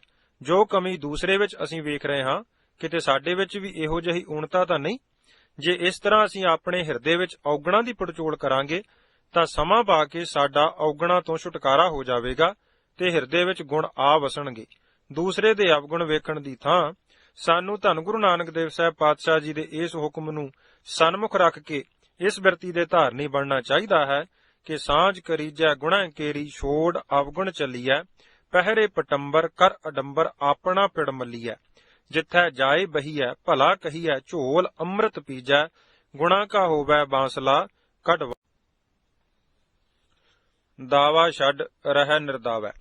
ਬਾਬਾ ਜੀ ਨੇ ਸੰਗਤਾਂ ਨੂੰ ਪ੍ਰਭੂ ਚਰਨਾਂ ਨਾਲ ਜੋੜਨ ਵਾਸਤੇ 8 ਦਿਨ ਨਾਮ ਅਭਿਆਸ ਕਮਾਈ ਸਮਾਗਮ ਦੇ ਨਾਉ ਹੇਠ ਨਾਮ ਸਿਮਰਨ ਕਥਾ ਕੀਰਤਨ ਦਾ ਸਮਾਗਮ 1966 ਵਿੱਚ ਆਰੰਭ ਕੀਤਾ, ਜਿਸ ਵਿੱਚ ਦੂਰ ਦੁਰੇਡੇ ਤੋਂ ਪ੍ਰਭੂ ਮਿਲਾਪ ਦੀ ਤੜਪ ਵਾਲੇ ਜਗਿਆਸੂ ਉਚੇਚਾ ਸਮਾਂ ਕੱਢ ਕੇ ਸਾਰੇ ਦਿਨ ਗੁਰੂ ਚਰਨਾਂ ਨਾਲ ਸੁਰਤੀ ਜੋੜਨ ਦਾ ਯਤਨ ਕਰਦੇ ਅਤੇ ਸੰਗਤ ਵਿੱਚੋਂ ਨਾਮ ਦਾ ਧਨ ਇਕੱਤਰ ਕਰਦੇ। ਕਿਉਂਕਿ ਸਤਿਗੁਰੂ ਜੀ ਦਾ ਫਰਮਾਨ ਹੈ ਕਿ ਜੇ ਕਿਸੇ ਪ੍ਰਾਣੀ ਨੇ ਨਾਮ ਦਾ ਧਨ ਇਕੱਤਰ ਕਰਨਾ ਹੋਵੇ ਤਾਂ ਨਾਮ ਦਾ ਧਨ ਕੇਵਲ ਤੇ ਕੇਵਲ ਸਤ ਸੰਗਤ ਵਿੱਚੋਂ ਹੀ ਇਕੱਤਰ ਕੀਤਾ ਜਾ ਸਕਦਾ ਹੈ। ਹੋਰ ਥਾਂ ਕਿਸੇ ਯਤਨ ਨਾਲ ਨਾਮ ਦਾ ਧਨ ਇਕੱਤਰ ਕੀਤਾ ਹੀ ਨਹੀਂ ਜਾ ਸਕਦਾ। ਧੰਨ ਗੁਰੂ ਰਾਮਦਾਸ ਸਾਹਿਬ ਪਿਤਾ ਜੀ ਨੇ ਸੋਹੀ ਰਾਗ ਵਿੱਚ ਗੁਰਬਾਣੀ ਵਿੱਚ ਇਹ ਹੁਕਮ ਅੰਕਿਤ ਕੀਤਾ ਹੈ, ਸਤ ਸੰਗਤੀ ਸੰਗ ਹਰ ਧਨ ਖਟੀਐ, ਹੋਰ ਥੈਂ ਹੋਰਤ ਉਪਾਏ ਹਰ ਧਨ ਕਿਤੈ ਨਾ ਪਾਈ। ਸੋ ਗੁਰਦੁਆਰਾ ਰਾਮਪੁਰ ਖੇੜਾ ਸਾਹਿਬ ਵਿਖੇ ਵੀ ਸੰਗਤਾਂ ਦੇ ਇਸ਼ਨਾਨ ਵਾਸਤੇ ਉਚੇਚਾ ਵੱਡੀ ਟੈਂਕੀ ਬਣਾਈ ਤੇ ਹੋਰ ਨਵੀਆਂ ਟੂਟੀਆਂ ਲਗਵਾਈਆਂ ਗਈਆਂ ਤਾਂ ਜੋ ਥੋੜੇ ਸਮੇਂ ਵਿੱਚ ਸਾਰੀ ਸੰਗਤ ਇਸ਼ਨਾਨ ਨਿਤਨੇਮ ਪੂਰਾ ਕਰਕੇ ਨਿਯਤ ਸਮੇਂ ਗੁਰੂ ਚਰਨਾਂ ਵਿੱਚ ਪੁੱਜ ਜਾਵੇ। ਕਈ ਵਾਰ ਬਿਜਲੀ ਨਾ ਹੋਣ ਕਾਰਨ ਪਾਣੀ ਦੀ ਤੋਟ ਆ ਜਾਣੀ। ਸਮਾਗਮ ਰਚਣ ਤੋਂ ਪਹਿਲਾਂ 5-10 ਪ੍ਰੇਮੀ ਸਮਾਗਮ ਸੰਬੰਧੀ ਬਾਬਾ ਜੀ ਨਾਲ ਵਿਚਾਰ ਕਰ ਰਹੇ ਸਨ। ਜਦੋਂ ਪਾਣੀ ਦੀ ਤੋਟ ਆ ਜਾਣ ਦਾ ਮਸਲਾ ਵਿਚਾਰ ਅਧੀਨ ਆਇਆ ਤਾਂ ਪਿੰਡ ਫੰਭੀਆਂ ਨਜ਼ਦੀਕ ਨੰਦਾ ਚੌਰ ਦਾ ਇੱਕ ਪ੍ਰੇਮੀ, ਜਿਸ ਦਾ ਨਾਮ ਬਚਿੱਤਰ ਸਿੰਘ ਸੀ, ਇੱਕਦਮ ਬੋਲ ਉੱਠਿਆ ਕਿ ਬਾਬਾ ਜੀ, ਪਾਣੀ ਦੀ ਤੋਟ ਆਉਣ ਦਾ ਸਵਾਲ ਹੀ ਪੈਦਾ ਨਹੀਂ ਹੁੰਦਾ। ਇਹ ਜ਼ਿੰਮੇਵਾਰੀ ਮੇਰੇ ਤੇ ਰਹਿਣ ਦੇਵੋ। ਭਾਵੇਂ 8 ਦਿਨ ਬਿਜਲੀ ਬੰਦ ਰਹੇ, ਮੈਂ ਪਾਣੀ ਨਹੀਂ ਮੁੱਕਣ ਦਿਆਂਗਾ। ਮੇਰੇ ਹੁੰਦਿਆਂ ਪਾਣੀ ਕਿਵੇਂ ਮੁੱਕ ਸਕਦਾ ਹੈ? ਮੈਂ ਸਾਰਾ ਇੰਤਜ਼ਾਮ ਆਪੇ ਕਰ ਲਵਾਂਗਾ, ਤੁਸੀਂ ਫਿਕਰ ਨਾ ਕਰੋ। ਮੇਰੇ ਪਾਸ ਸਾਰਾ ਪ੍ਰਬੰਧ ਹੈ, ਤੁਸੀਂ ਨਿਸ਼ਚਿੰਤ ਰਹੋ। ਸਾਰੇ ਪ੍ਰੇਮੀ ਉਸ ਦੇ ਮੂੰਹ ਵੱਲ ਵੇਖਣ ਲੱਗੇ, ਕਿਉਂਕਿ ਉਸ ਦੇ ਬਚਨਾਂ ਵਿੱਚੋਂ ਅਹੰਕਾਰ ਦੀ ਬੂ ਆ ਰਹੀ ਸੀ। ਬਾਬਾ ਜੀ ਨੇ 7 ਬਚਨ ਆਖਿਆ ਤੇ ਬਚਿੱਤਰ ਸਿੰਘ ਨੂੰ ਕਹਿ ਦਿੱਤਾ ਕਿ ਚੰਗਾ ਭਾਈ, ਪਾਣੀ ਦੀ ਜ਼ਿੰਮੇਵਾਰੀ ਹੁਣ ਤੇਰੀ ਹੈ। ਉਸ ਨੇ ਮੁੜ ਦੁਹਰਾਇਆ ਕਿ ਬਾਬਾ ਜੀ, ਚਿੰਤਾ ਹੀ ਨਾ ਕਰੋ, ਮੈਂ ਆਪੇ ਹੀ ਸਾਰਾ ਇੰਤਜ਼ਾਮ ਕਰ ਲਵਾਂਗਾ। ਮੇਰੇ ਹੁੰਦਿਆਂ ਤੁਹਾਨੂੰ ਫਿਕਰ ਕਰਨ ਦੀ ਕੋਈ ਜ਼ਰੂਰਤ ਨਹੀਂ। ਸਾਹ ਬਚਿੱਤਰ ਸਿੰਘ ਇੱਕ ਨਵਾਂ ਡੀਜ਼ਲ ਇੰਜਣ ਬਣਵਾ ਕੇ ਲੈ ਆਏ। ਸਮਾਗਮ ਆਰੰਭ ਹੋਣ ਤੋਂ 3 ਦਿਨ ਪਹਿਲਾਂ ਉਸਨੇ ਇੰਜਣ ਪੁਲੀ ਪਟਾ ਲੈ ਆਂਦਾ ਤੇ ਨਵਾਂ ਕਲਸੀ ਦਾ ਪੱਕਾ ਰੱਖ ਕੇ ਇੰਜਣ ਚਲਾ ਕੇ ਟੈਂਕੀ ਭਰ ਕੇ ਪੂਰੀ ਤਸੱਲੀ ਕਰ ਲਈ ਤੇ ਬਾਬਾ ਜੀ ਨੂੰ ਦੱਸ ਦਿੱਤਾ ਕਿ ਮੈਂ ਆਪਣੀ ਤਸੱਲੀ ਕਰ ਲਈ ਹੈ, ਤੁਸੀਂ ਕਿਸੇ ਕਿਸਮ ਦੀ ਪਾਣੀ ਵਾਲੇ ਪਾਸਿਓਂ ਚਿੰਤਾ ਨਹੀਂ ਕਰਨੀ। ਬਾਬਾ ਜੀ ਨੇ ਬਚਨ ਕੀਤਾ, ਸਾਡੀ ਜਾਂ ਸੰਗਤ ਦੀ ਚਿੰਤਾ ਤਾਂ ਗੁਰੂ ਪਾਤਸ਼ਾਹ ਨੂੰ ਹੈ, ਅਸੀਂ ਤਾਂ ਉਸ ਮਾਲਕ ਦੇ ਆਸਰੇ ਹਾਂ। ਤੁਸੀਂ ਬਹੁਤ ਚੰਗਾ ਕੀਤਾ ਜੋ ਇੰਜਣ ਚਲਾ ਕੇ ਆਪਣੀ ਤਸੱਲੀ ਕਰ ਲਈ। ਆਪਣੀ ਤਸੱਲੀ ਕਰਕੇ ਉਹ ਮਕੈਨਿਕ ਬਚਿੱਤਰ ਸਿੰਘ, ਜੋ ਡੀਜ਼ਲ ਇੰਜਣ ਦਾ ਕਾਫੀ ਸਿਆਣਾ ਮਾਹਰ ਮਕੈਨਿਕ ਸੀ, ਸੋ ਪਿੰਡ ਚਲਾ ਗਿਆ। ਸਮਾਗਮ ਆਰੰਭ ਹੋਣ ਤੋਂ 1 ਦਿਨ ਪਹਿਲਾਂ ਸਾਹ ਬਚਿੱਤਰ ਸਿੰਘ ਵੀ ਆ ਗਏ। ਉਸ ਨੇ ਟਿਊਬਵੈੱਲ ਵਾਲੇ ਕਮਰੇ ਅੰਦਰ ਹੀ ਆਪਣਾ ਬਿਸਤਰਾ ਲਾ ਲਿਆ। 2-3 ਦਿਨ ਬੀਤ ਗਏ, ਬਿਜਲੀ ਠੀਕ ਠਾਕ ਚੱਲਦੀ ਰਹੀ ਤੇ ਪਾਣੀ ਦਾ ਟੋਟਾ ਨਾ ਆਇਆ। ਬਚਿੱਤਰ ਸਿੰਘ ਦੇ ਮਨ ਵਿੱਚ ਮੁੜ-ਮੁੜ ਖਿਆਲ ਆਵੇ ਕਿ ਅੱਧਾ ਸਮਾਗਮ ਬੀਤ ਚੱਲਾ ਹੈ, ਅਜੇ ਤੱਕ ਬਿਜਲੀ ਨਾਲ ਹੀ ਕੰਮ ਸਰੀ ਜਾਂਦਾ ਹੈ, ਕਿਤੇ ਬਿਨਾਂ ਚਲਾਇਆ ਹੀ ਇੰਜਣ ਵਾਪਸ ਨਾ ਖੜਨਾ ਪਵੇ। ਪਰਮੇਸ਼ਰ ਦੀ ਨੇਤ, ਦੁਪਹਿਰ ਨੂੰ ਉਸ ਦੇ ਮਨ ਵਿੱਚ ਉਹ ਫੁਰਨਾ ਬਣਿਆ। ਸ਼ਾਮ ਨੂੰ ਥੋੜੀ ਹਨੇਰੀ ਆਈ, ਬਿਜਲੀ ਬੰਦ ਹੋ ਗਈ। 2 ਘੰਟੇ ਬਿਜਲੀ ਦੀ ਉਡੀਕ ਕੀਤੀ, ਪਰ ਬਿਜਲੀ ਦਾ ਖੰਭਾ ਡਿੱਗ ਪਿਆ ਸੀ, ਜਿਸ ਕਾਰਨ ਬਿਜਲੀ ਦੇ ਛੇਤੀ ਆਉਣ ਦੀ ਆਸ ਮੁੱਕ ਗਈ ਸੀ। ਬਚਿੱਤਰ ਸਿੰਘ ਬਾਬਾ ਜੀ ਪਾਸ ਗਿਆ ਤੇ ਕਹਿਣ ਲੱਗਾ, ਬਾਬਾ ਜੀ, ਬਿਜਲੀ ਨਹੀਂ ਆਉਣੀ, ਮੈਂ ਹੁਣ ਆਪਣਾ ਇੰਜਣ ਚਲਾਉਣ ਲੱਗਾ ਹਾਂ। ਆਪ ਨੇ ਕਿਹਾ ਕਿ ਤੁਹਾਡੀ ਬਹੁਤ ਮਿਹਰਬਾਨੀ, ਸੰਗਤ ਨੂੰ ਪਾਣੀ ਦੇ ਵਰਤਣ ਦੀ ਸੌਖ ਹੋ ਜਾਵੇਗੀ। ਬਚਿੱਤਰ ਸਿੰਘ ਆਪਣੇ ਨਾਲ 3-4 ਹੋਰ ਸਰੀਰ ਜਿਵੇਂ ਕਿ ਮਾਸਟਰ ਹਰਭਜਨ ਸਿੰਘ ਜੀ ਦਸੂਹੇ ਵਾਲੇ, ਮਾਸਟਰ ਅਮਰਜੀਤ ਸਿੰਘ ਬਹਿਰਾਮ ਤੇ 2-3 ਹੋਰ ਪ੍ਰੇਮੀ ਨਾਲ ਲੈ ਲਏ ਤੇ ਇੰਜਣ ਚਾਲੂ ਕਰ ਦਿੱਤਾ। ਪਰ ਪੱਖੇ ਨੇ ਪਾਣੀ ਨਾ ਚੁੱਕਿਆ। ਇੰਜਣ ਦੀ ਰਫ਼ਤਾਰ ਵੀ ਵਧਾ ਕੇ ਵੇਖੀ। ਇੱਕ ਹੋਰ ਵੱਡੀ ਪੁਲੀ ਸੀ, ਉਸ ਨਾਲ ਪੱਖੇ ਦੇ ਗੇੜੇ ਵੀ ਵਧਾਏ, ਪਰ ਸਫਲਤਾ ਨਾ ਮਿਲੀ। ਫਿਰ ਸਾਰਿਆਂ ਸੋਚਿਆ ਕਿ ਸ਼ਾਇਦ ਪੱਖੇ ਵਿੱਚ ਹੀ ਕੋਈ ਨੁਕਸ ਹੋਵੇਗਾ। ਗੋਂਦਪੁਰ ਤੋਂ ਖੂਹ ਵਾਲੇ ਸਾਹ ਮਨੀ ਸਿੰਘ ਹੋਰਾਂ ਪਾਸੋਂ ਕਲਸੀ ਦਾ ਦੂਸਰਾ ਨਵਾਂ ਪੱਖਾ ਜੋ ਉਹਨਾਂ ਨੇ ਆਪਣੇ ਬੁਰ ਲਈ ਲਿਆਂਦਾ ਸੀ, ਰਾਤ 10 ਵਜੇ ਜਾ ਕੇ ਲੈ ਆਂਦਾ। ਪੱਖਾ ਬਦਲ ਕੇ ਵੀ ਸਾਰਾ ਯਤਨ ਕੀਤਾ, ਪਰ ਇਸ ਪੱਖੇ ਨੇ ਵੀ ਪਾਣੀ ਨਾ ਚੁੱਕਿਆ। ਦਿਮਾਗੀ ਸੋਚ ਅੰਦਰ ਜੋ ਕੁਝ ਵੀ ਆ ਸਕਦਾ ਸੀ, ਇਹਨਾਂ ਸੱਜਣਾ ਨੇ ਬਚਿੱਤਰ ਸਿੰਘ ਦੀ ਅਗਵਾਈ ਹੇਠ ਕਰਕੇ ਵੇਖਿਆ, ਪਰ ਅਸਫਲਤਾ ਹੀ ਪੱਲੇ ਪਈ। ਰਾਤ 12 ਵਜੇ ਤੋਂ ਉੱਪਰ ਦਾ ਸਮਾਂ ਹੋ ਗਿਆ। ਪ੍ਰੇਮੀ ਸੰਗਤਾਂ ਉੱਠ ਕੇ ਇਸ਼ਨਾਨ ਕਰਨ ਲੱਗ ਪਈਆਂ। ਟੈਂਕੀ ਦਾ ਪਾਣੀ ਹੁਣ ਤਕਰੀਬਨ ਮੁੱਕਣ ਦੇ ਨੇੜੇ ਆ ਗਿਆ। ਸਾਰਿਆਂ ਦੇ ਮਨ ਵਿੱਚ ਬਹੁਤ ਫਿਕਰ ਹੋਇਆ ਕਿ ਅਜੇ ਕਾਫੀ ਸਾਰੀ ਸੰਗਤ ਇਸ਼ਨਾਨ ਕਰਨ ਵਾਲੀ ਰਹਿੰਦੀ ਹੈ, ਪਾਣੀ ਦਾ ਹੋਰ ਇੰਤਜ਼ਾਮ ਕੋਈ ਨਹੀਂ। ਸਾਰੇ ਸੋਚੀ ਪੈ ਗਏ ਕਿ ਕਿਵੇਂ ਹੋਵੇ, ਸਾਡੀ ਸਮਝ ਤੋਂ ਤਾਂ ਪਰੇ ਦੀ ਗੱਲ ਹੈ। ਮਾਸਟਰ ਹਰਭਜਨ ਸਿੰਘ ਹੋਰਾਂ ਨੂੰ ਗੁਰੂ ਪਾਤਸ਼ਾਹ ਨੇ ਸੋਝੀ ਦਿੱਤੀ। ਉਹ ਕਹਿਣ ਲੱਗੇ ਕਿ ਆਪਾਂ ਸਾਰੇ ਯਤਨ ਕਰਕੇ ਵੇਖ ਲਏ ਹਨ, ਪੁਲੀ ਵੀ ਬਦਲ ਲਈ ਹੈ, ਪੱਖਾ ਵੀ ਨਵਾਂ ਲਾ ਕੇ ਵੇਖਿਆ, ਹੋਰ ਵੀ ਜੋ ਕੁਝ ਤਕਨੀਕੀ ਨੁਕਸ ਹੋ ਸਕਦਾ ਸੀ ਉਹ ਵੀ ਚੈੱਕ ਕੀਤਾ ਹੈ, ਪਰ ਸਫਲਤਾ ਨਹੀਂ ਮਿਲੀ। ਇਹ ਕੋਈ ਹੋਰ ਰਾਜ਼ ਹੈ। ਆਪਾਂ ਸਾਰੇ ਬਾਬਾ ਜੀ ਪਾਸ ਚੱਲੀਏ ਤੇ ਉਹਨਾਂ ਨੂੰ ਬੇਨਤੀ ਕਰੀਏ। ਇਹ ਸਲਾਹ ਕਰਕੇ ਇਹ ਸਾਰੇ ਸਿੰਘ ਬਾਬਾ ਜੀ ਪਾਸ ਪੁੱਜ ਗਏ। ਬਾਬਾ ਜੀ ਵੀ ਇਸ਼ਨਾਨ ਕਰਕੇ ਸੰਗਤ ਨਾਲ ਨਿਤਨੇਮ ਕਰ ਰਹੇ ਸਨ ਕਿ ਸਿੰਘਾਂ ਨੇ ਮਾਸਟਰ ਹਰਭਜਨ ਸਿੰਘ ਹੋਰਾਂ ਰਾਹੀਂ ਬਾਬਾ ਜੀ ਪਾਸ ਬੇਨਤੀ ਕੀਤੀ। ਮਾਸਟਰ ਜੀ ਨੇ ਆਪਣੇ ਦੁਨਿਆਵੀ ਜੋ ਯਤਨ ਕੀਤੇ ਸਨ ਸਾਰੇ ਦੱਸੇ ਤੇ ਨਾਲ ਹੀ ਬੇਨਤੀ ਕੀਤੀ ਕਿ ਬਾਬਾ ਜੀ ਪਾਣੀ ਤਕਰੀਬਨ ਮੁੱਕ ਚੁੱਕਾ ਹੈ, ਕੇਵਲ ਨਾਮ ਮਾਤਰ ਹੀ ਰਹਿ ਗਿਆ ਹੈ ਤੇ ਅਜੇ ਅੱਧੀ ਤੋਂ ਵੀ ਜ਼ਿਆਦਾ ਸੰਗਤ ਨੇ ਇਸ਼ਨਾਨ ਕਰਨਾ ਹੈ। ਅਸੀਂ 3-4 ਘੰਟੇ ਆਪਣਾ ਯਤਨ ਕਰਕੇ ਵੇਖ ਲਿਆ ਹੈ, ਪਰ ਪੱਖਾ ਪਾਣੀ ਨਹੀਂ ਚੁੱਕਦਾ। ਸਾਡੀ ਬੁੱਧੀ ਤੇ ਸੋਚ ਤੋਂ ਪਰੇ ਦੀ ਗੱਲ ਹੈ। ਆਪ ਜੀ ਹੀ ਕਿਰਪਾ ਕਰਕੇ ਕੋਈ ਅਗਵਾਈ ਬਖਸ਼ੋ। ਬਾਬਾ ਜੀ ਮਾਸਟਰ ਹੋਰਾਂ ਦੀ ਸਾਰੀ ਗੱਲ ਸੁਣ ਕੇ ਕਹਿਣ ਲੱਗੇ ਕਿ ਬਚਿੱਤਰ ਸਿੰਘ ਕਿੱਥੇ ਹੈ? ਮਾਸਟਰ ਜੀ ਨੇ ਕਿਹਾ ਕਿ ਜੀ ਆ ਸਾਡੇ ਪਿੱਛੇ ਹੀ ਖੜੇ ਹਨ। ਬਾਬਾ ਜੀ ਬਚਿੱਤਰ ਸਿੰਘ ਨੂੰ ਸੰਬੋਧਨ ਕਰਕੇ ਕਹਿਣ ਲੱਗੇ, ਕਿਉਂ ਭਾਈ ਜੀ, ਤੁਸੀਂ ਤਾਂ ਦਾਅਵੇ ਬੰਨ੍ਹਦੇ ਸੀ ਕਿ ਭਾਵੇਂ 8 ਦਿਨ ਹੀ ਬਿਜਲੀ ਬੰਦ ਰਹੇ ਮੈਂ ਪਾਣੀ ਦੀ ਤੋੜ ਨਹੀਂ ਆਉਣ ਦਿਆਂਗਾ। ਤੇਰੇ ਇੰਜਣ ਨੇ ਤਾਂ ਪਾਣੀ ਹੀ ਨਹੀਂ ਚੁੱਕਿਆ, ਅਜੇ ਤਾਂ ਕੁਝ ਘੰਟੇ ਹੀ ਬਿਜਲੀ ਗਈ ਹੈ। ਤੁਸੀਂ 8 ਦਿਨ ਦਾ ਦਾਅਵਾ ਬੰਨ੍ਹਦੇ ਸੀ। ਗੁਰੂ ਮਹਾਰਾਜ ਨੇ ਤਾਂ ਤੇਰਾ ਮਾਣ ਹੀ ਤੋੜਿਆ ਹੈ, ਕਿਉਂਕਿ ਹਰ ਜੀਓ ਅਹੰਕਾਰ ਨਾ ਭਾਵਈ, ਵੇਦ ਕੂਕ ਸੁਣਾਵੈ। ਭਾਈ ਗੁਰਦਾਸ ਜੀ ਵੀ ਗੁਰੂ ਪਾਤਸ਼ਾਹ ਜੀ ਦੇ ਹੁਕਮਾਂ ਦੀ ਪ੍ਰੋੜਤਾ ਕਰਦੇ ਹਨ ਕਿ ਗੁਰਸਿੱਖੀ ਬਹੁਤ ਸੂਖਸ਼ਮ ਹੈ ਤੇ ਖੰਡੇ ਦੀ ਧਾਰ ਨਾਲੋਂ ਵੀ ਬਰੀਕ ਹੈ। ਮੱਛਰ ਅਤੇ ਕੀੜੀ ਜਿੰਨੀ ਹਉਮੈ ਵੀ ਗੁਰਸਿੱਖ ਦੇ ਹਿਰਦੇ ਵਿੱਚ ਟਿਕੀ ਗੁਰੂ ਨੂੰ ਨਹੀਂ ਪਾਉਂਦੀ। ਗੁਰਸਿੱਖ ਨੇ ਜਦੋਂ ਦਾਅਵਾ ਬੰਨਿਆ, ਸਮਝੋ ਅਹੰਕਾਰ ਦੇ ਕਾਬੂ ਆ ਗਿਆ। ਭਾਈ ਸਾਹਿਬ ਦਾ ਫਰਮਾਨ ਹੈ, ਗੁਰਸਿੱਖੀ ਬਾਰੀਕ ਹੈ, ਖੰਡੇ ਧਾਰ ਗਲੀ ਅਤ ਭੀੜੀ, ਉਥੈ ਟਿਕੈ ਨਾ ਪੁਣਹਣਾ, ਚੱਲ ਨਾ ਸਕੈ ਉੱਪਰ ਕੀੜੀ। ਬਚਿੱਤਰ ਸਿੰਘ ਜੀ, ਦਾਅਵਾ ਬੰਨਣ ਦੀ ਥਾਂ ਨਿਰਦਾਵੇ ਹੋ ਕੇ ਚੱਲੋ, ਕਿਉਂਕਿ ਕਬੀਰ ਦਾਵੈ ਦਾਜਨ ਹੋਤ ਹੈ, ਨਿਰਦਾਵੈ ਰਹਿ ਨਸੰਕ, ਜੋ ਜਨ ਨਿਰਦਾਵੇ ਰਹਿ, ਸੋ ਗਨੈ ਇੰਦਰ ਸੋ ਰੰਕ। ਆਪ ਨੇ ਬੇਨਤੀ ਕਰਨ ਵਾਲੇ ਸਿੰਘਾਂ ਨੂੰ ਵੀ ਕੋਲ ਬਿਠਾ ਲਿਆ ਤੇ ਸਾਰੀ ਸੰਗਤ ਪਾਸੋਂ ਇੱਕ ਬੇਨਤੀ ਚੌਪੀ ਦਾ ਪਾਠ ਕਰਵਾ ਕੇ ਅਰਦਾਸ ਕੀਤੀ ਕਿ ਸਤਿਗੁਰੂ ਜੀ, ਅਸੀਂ ਸੰਸਾਰੀ ਜੀਵ ਹਾਂ, ਖਿਨ ਖਿਨ ਭੁੱਲਣਹਾਰ ਹਾਂ, ਆਪ ਜੀ ਦਾ ਬਿਰਦ ਬਖਸ਼ਿੰਦ ਹੈ। ਦਾਤਾ ਜੀ, ਹਮਰੀ ਗਣਤ ਨਾ ਗਣੀਆਂ ਕਾਈ, ਆਪਣਾ ਬਿਰਦ ਪਛਾਣ। ਸੰਗਤ ਦੀ ਬੇਨਤੀ ਪ੍ਰਵਾਨ ਕਰੋ ਤੇ ਸੰਗਤਾਂ ਦੀ ਜਲਦੀ ਲੋੜ ਪੂਰੀ ਕਰੋ। ਅਰਦਾਸ ਕਰਨ ਉਪਰੰਤ ਮਾਸਟਰ ਹਰਭਜਨ ਸਿੰਘ ਹੋਰਾਂ ਦੇ ਜਿੰਮੇ ਲਾਇਆ ਕਿ ਹੁਣ ਤੁਸੀਂ ਸਾਰਿਆਂ ਨੇ ਜਾ ਕੇ 5 ਵਾਰੀ ਮੂਲ ਮੰਤਰ ਦਾ ਪਾਠ ਕਰਨਾ ਹੈ। ਮੂਲ ਮੰਤਰ ਤੋਂ ਬਾਅਦ 5 ਵਾਰੀ ਇਸ ਪੌੜੀ ਦਾ ਜਾਪ ਕਰਨਾ ਹੈ। ਕੀਤਾ ਲੋੜੀਏ ਕੰਮ ਸੋ ਹਰ ਪਹਿ ਆਖੀਐ, ਕਾਰਜ ਦੇ ਸਵਾਰ ਸਤਿਗੁਰ ਸੱਚ ਸਾਖੀਐ, ਸੰਤਾਂ ਸੰਗ ਨਿਧਾਨ ਅੰਮ੍ਰਿਤ ਚਾਖੀਐ, ਭੈ ਭੰਜਨ ਮਿਹਰਵਾਨ ਦਾਸ ਕੀ ਰਾਖੀਐ, ਨਾਨਕ ਹਰ ਗੁਣ ਗਾਏ ਅਲਖ ਪ੍ਰਭ ਲਾਖੀਐ।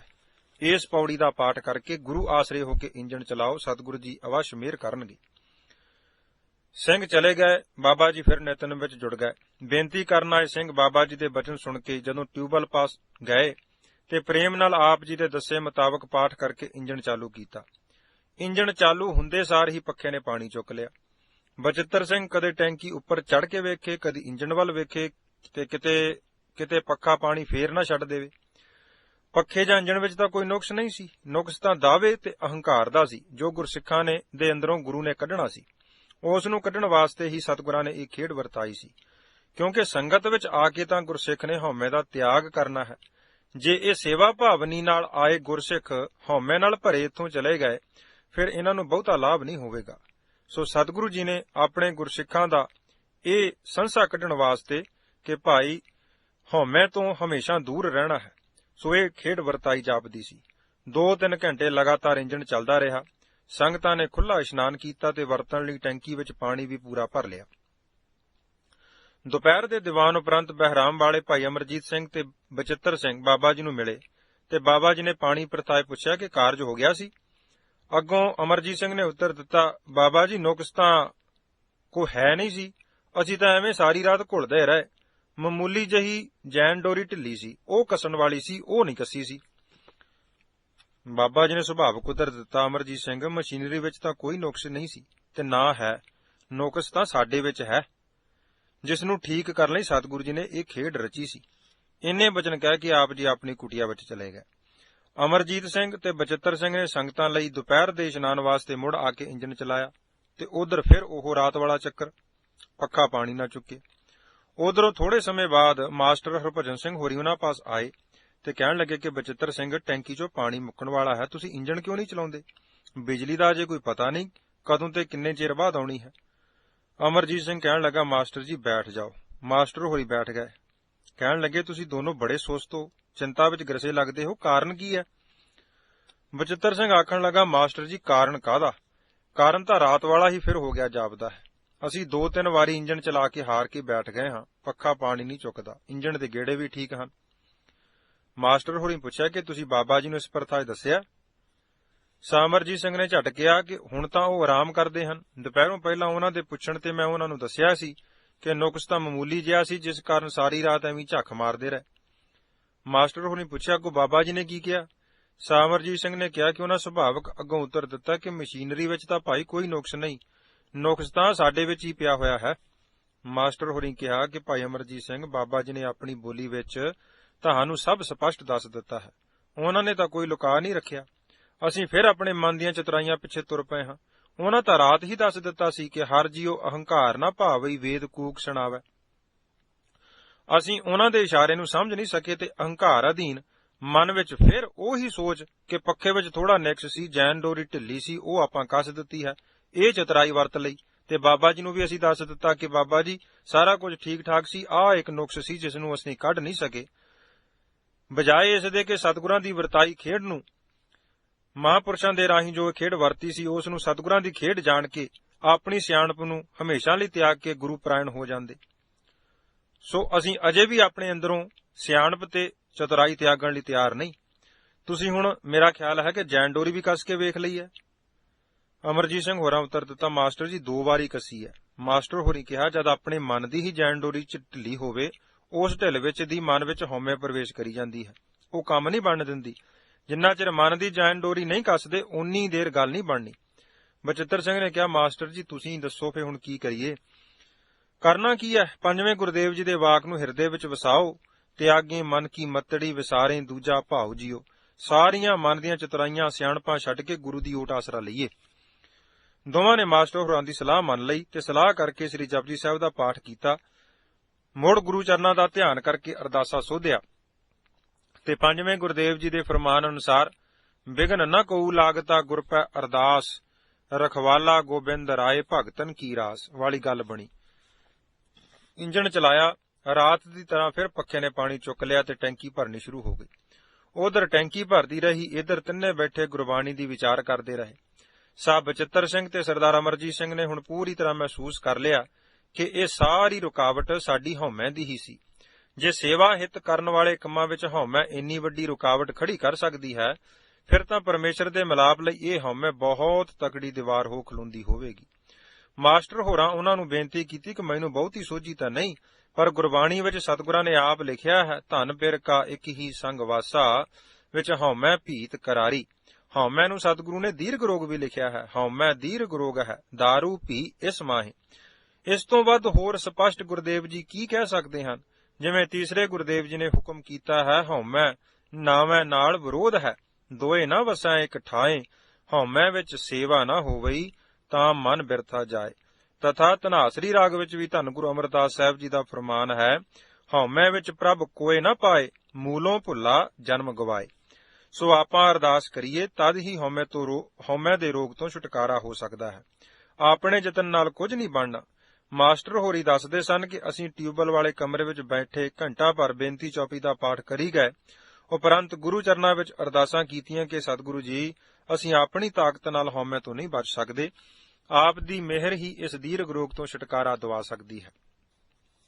ਗੁਰਸਿੱਖ ਨੂੰ ਸਦਾ ਹਉਮੈ ਦਾ ਦਾਵਾ ਛੱਡ ਕੇ ਸਦਾ ਗੁਰੂ ਪਰਾਇਣ ਹੋ ਕੇ ਨਿਰਦਾਵਾ ਜੀਵਨ ਬਤੀਤ ਕਰਨ ਵਿੱਚ ਹੀ ਗੁਰੂ ਦੀ ਖੁਸ਼ੀ ਪ੍ਰਾਪਤ ਹੋ ਸਕਦੀ ਹੈ। ਸੰਤ ਬਾਬਾ ਕਰਤਾਰ ਸਿੰਘ ਜੀ ਖਾਲਸਾ ਭਿੰਡਰਾਂ ਵਾਲਿਆਂ ਨਾਲ ਬਾਬਾ ਜੀ ਦਾ ਮਿਲਾਪ। ਸੰਤ ਬਾਬਾ ਕਰਤਾਰ ਸਿੰਘ ਜੀ ਖਾਲਸਾ ਹਰ ਸਾਲ ਦੀ ਤਰ੍ਹਾਂ ਦਸੰਬਰ 1973 ਵਿੱਚ ਨੰਗਲ ਸਲਾਲੇ, ਜੋ ਹੁਸ਼ਿਆਰਪੁਰ ਦੇ ਬਿਲਕੁਲ ਨਜ਼ਦੀਕ ਹੈ, ਕਥਾ ਕਰਨ ਲਈ ਆਏ ਹੋਏ ਸਨ।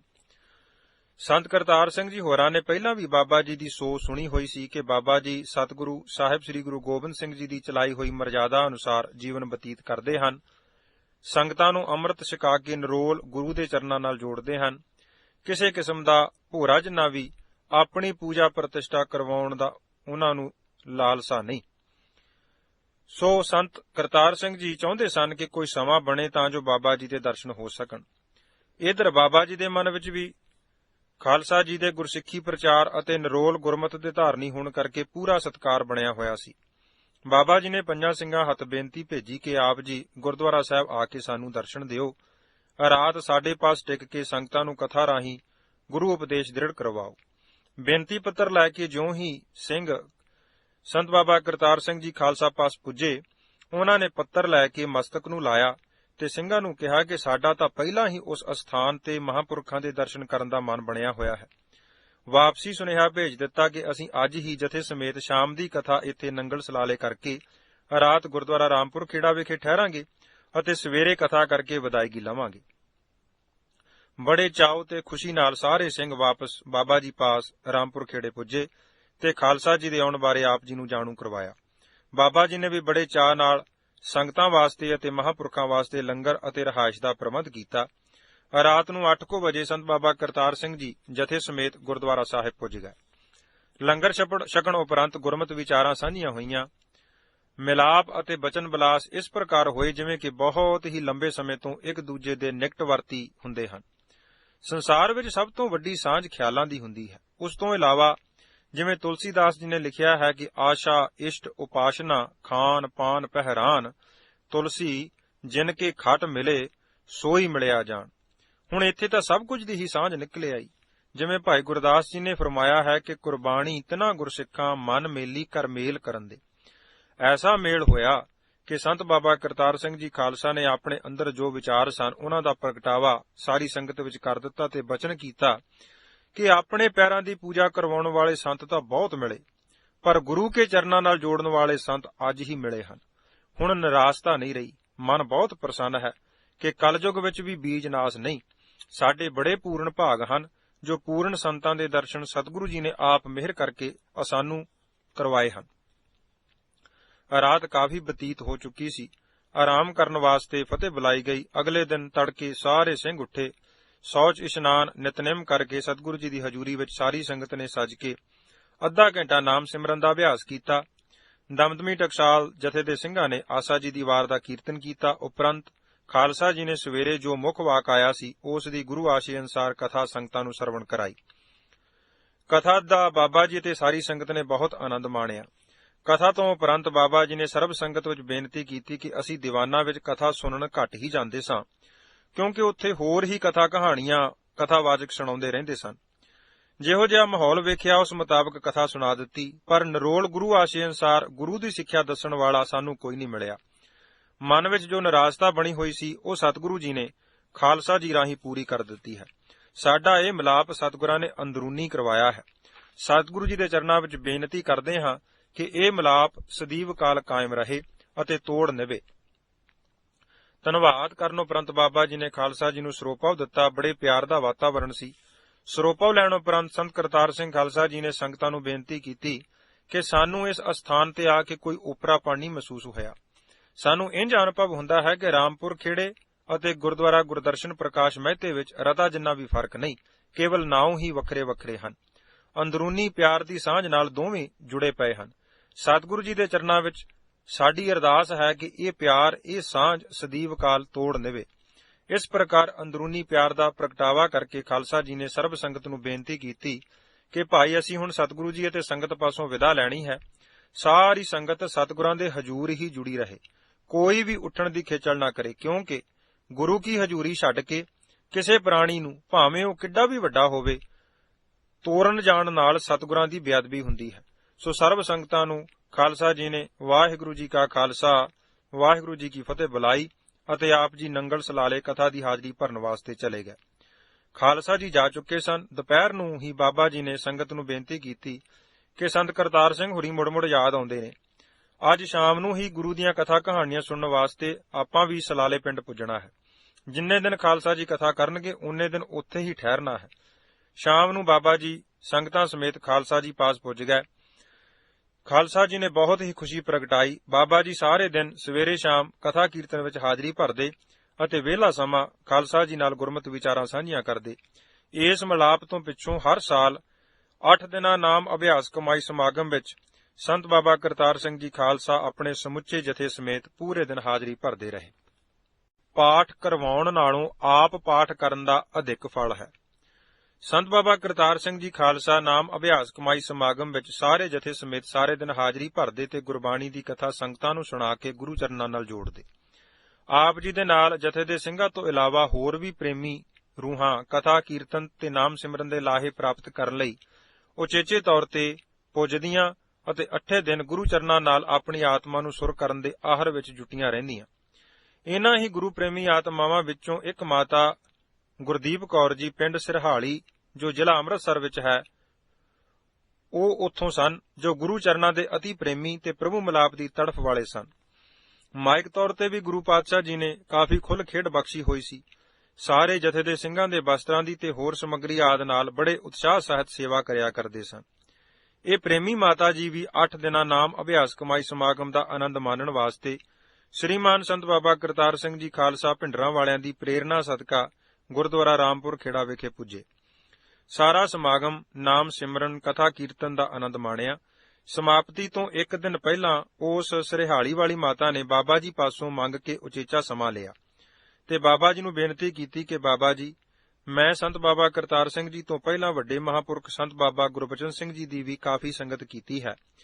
ਮੈਂ ਉਹਨਾਂ ਦੇ ਸਮੇਂ ਹੀ ਗੁਰੂ ਮਹਾਰਾਜ ਜੀ ਦੇ ਚਰਨਾਂ ਵਿੱਚ ਅਰਦਾਸ ਕਰ ਬੈਠੀ ਸਾਂ ਕਿ ਮੈਂ 101 ਸ੍ਰੀ ਅਖੰਡ ਪਾਠ ਕਰਵਾਵਾਂਗੀ। ਵੱਡੇ ਮਹਾਂਪੁਰਖਾਂ ਨੂੰ ਵੀ ਕਈ ਵਾਰ ਬੇਨਤੀ ਕੀਤੀ, ਪਰ ਉਹਨਾਂ ਦੇ ਸਰੀਰ ਵਿੱਚ ਹੁੰਦਿਆਂ ਮੇਰਾ ਇਹ ਫੁਰਨਾ ਸਾਕਾਰ ਨਹੀਂ ਹੋ ਸਕਿਆ। ਉਹਨਾਂ ਤੋਂ ਪਿੱਛੋਂ ਮੈਂ ਕਈ ਵਾਰ ਹੁਣ ਸੰਤ ਬਾਬਾ ਕਰਤਾਰ ਸਿੰਘ ਜੀ ਹੋਰਾਂ ਨੂੰ ਵੀ ਬੇਨਤੀ ਕੀਤੀ ਹੈ ਕਿ ਮੇਰਾ ਸੰਕਲਪ ਜੋ ਮੈਂ ਅਰਦਾਸ ਰੂਪ ਵਿੱਚ ਗੁਰੂ ਚਰਨਾਂ ਵਿੱਚ ਕਰ ਚੁੱਕੀ ਹਾਂ ਪੂਰਾ ਕਰੋ। ਪਰ ਖਾਲਸਾ ਜੀ ਨੂੰ ਪ੍ਰਚਾਰ ਦੇ ਬਹੁਤ ਰੁਝੇਵੇਂ ਹਨ।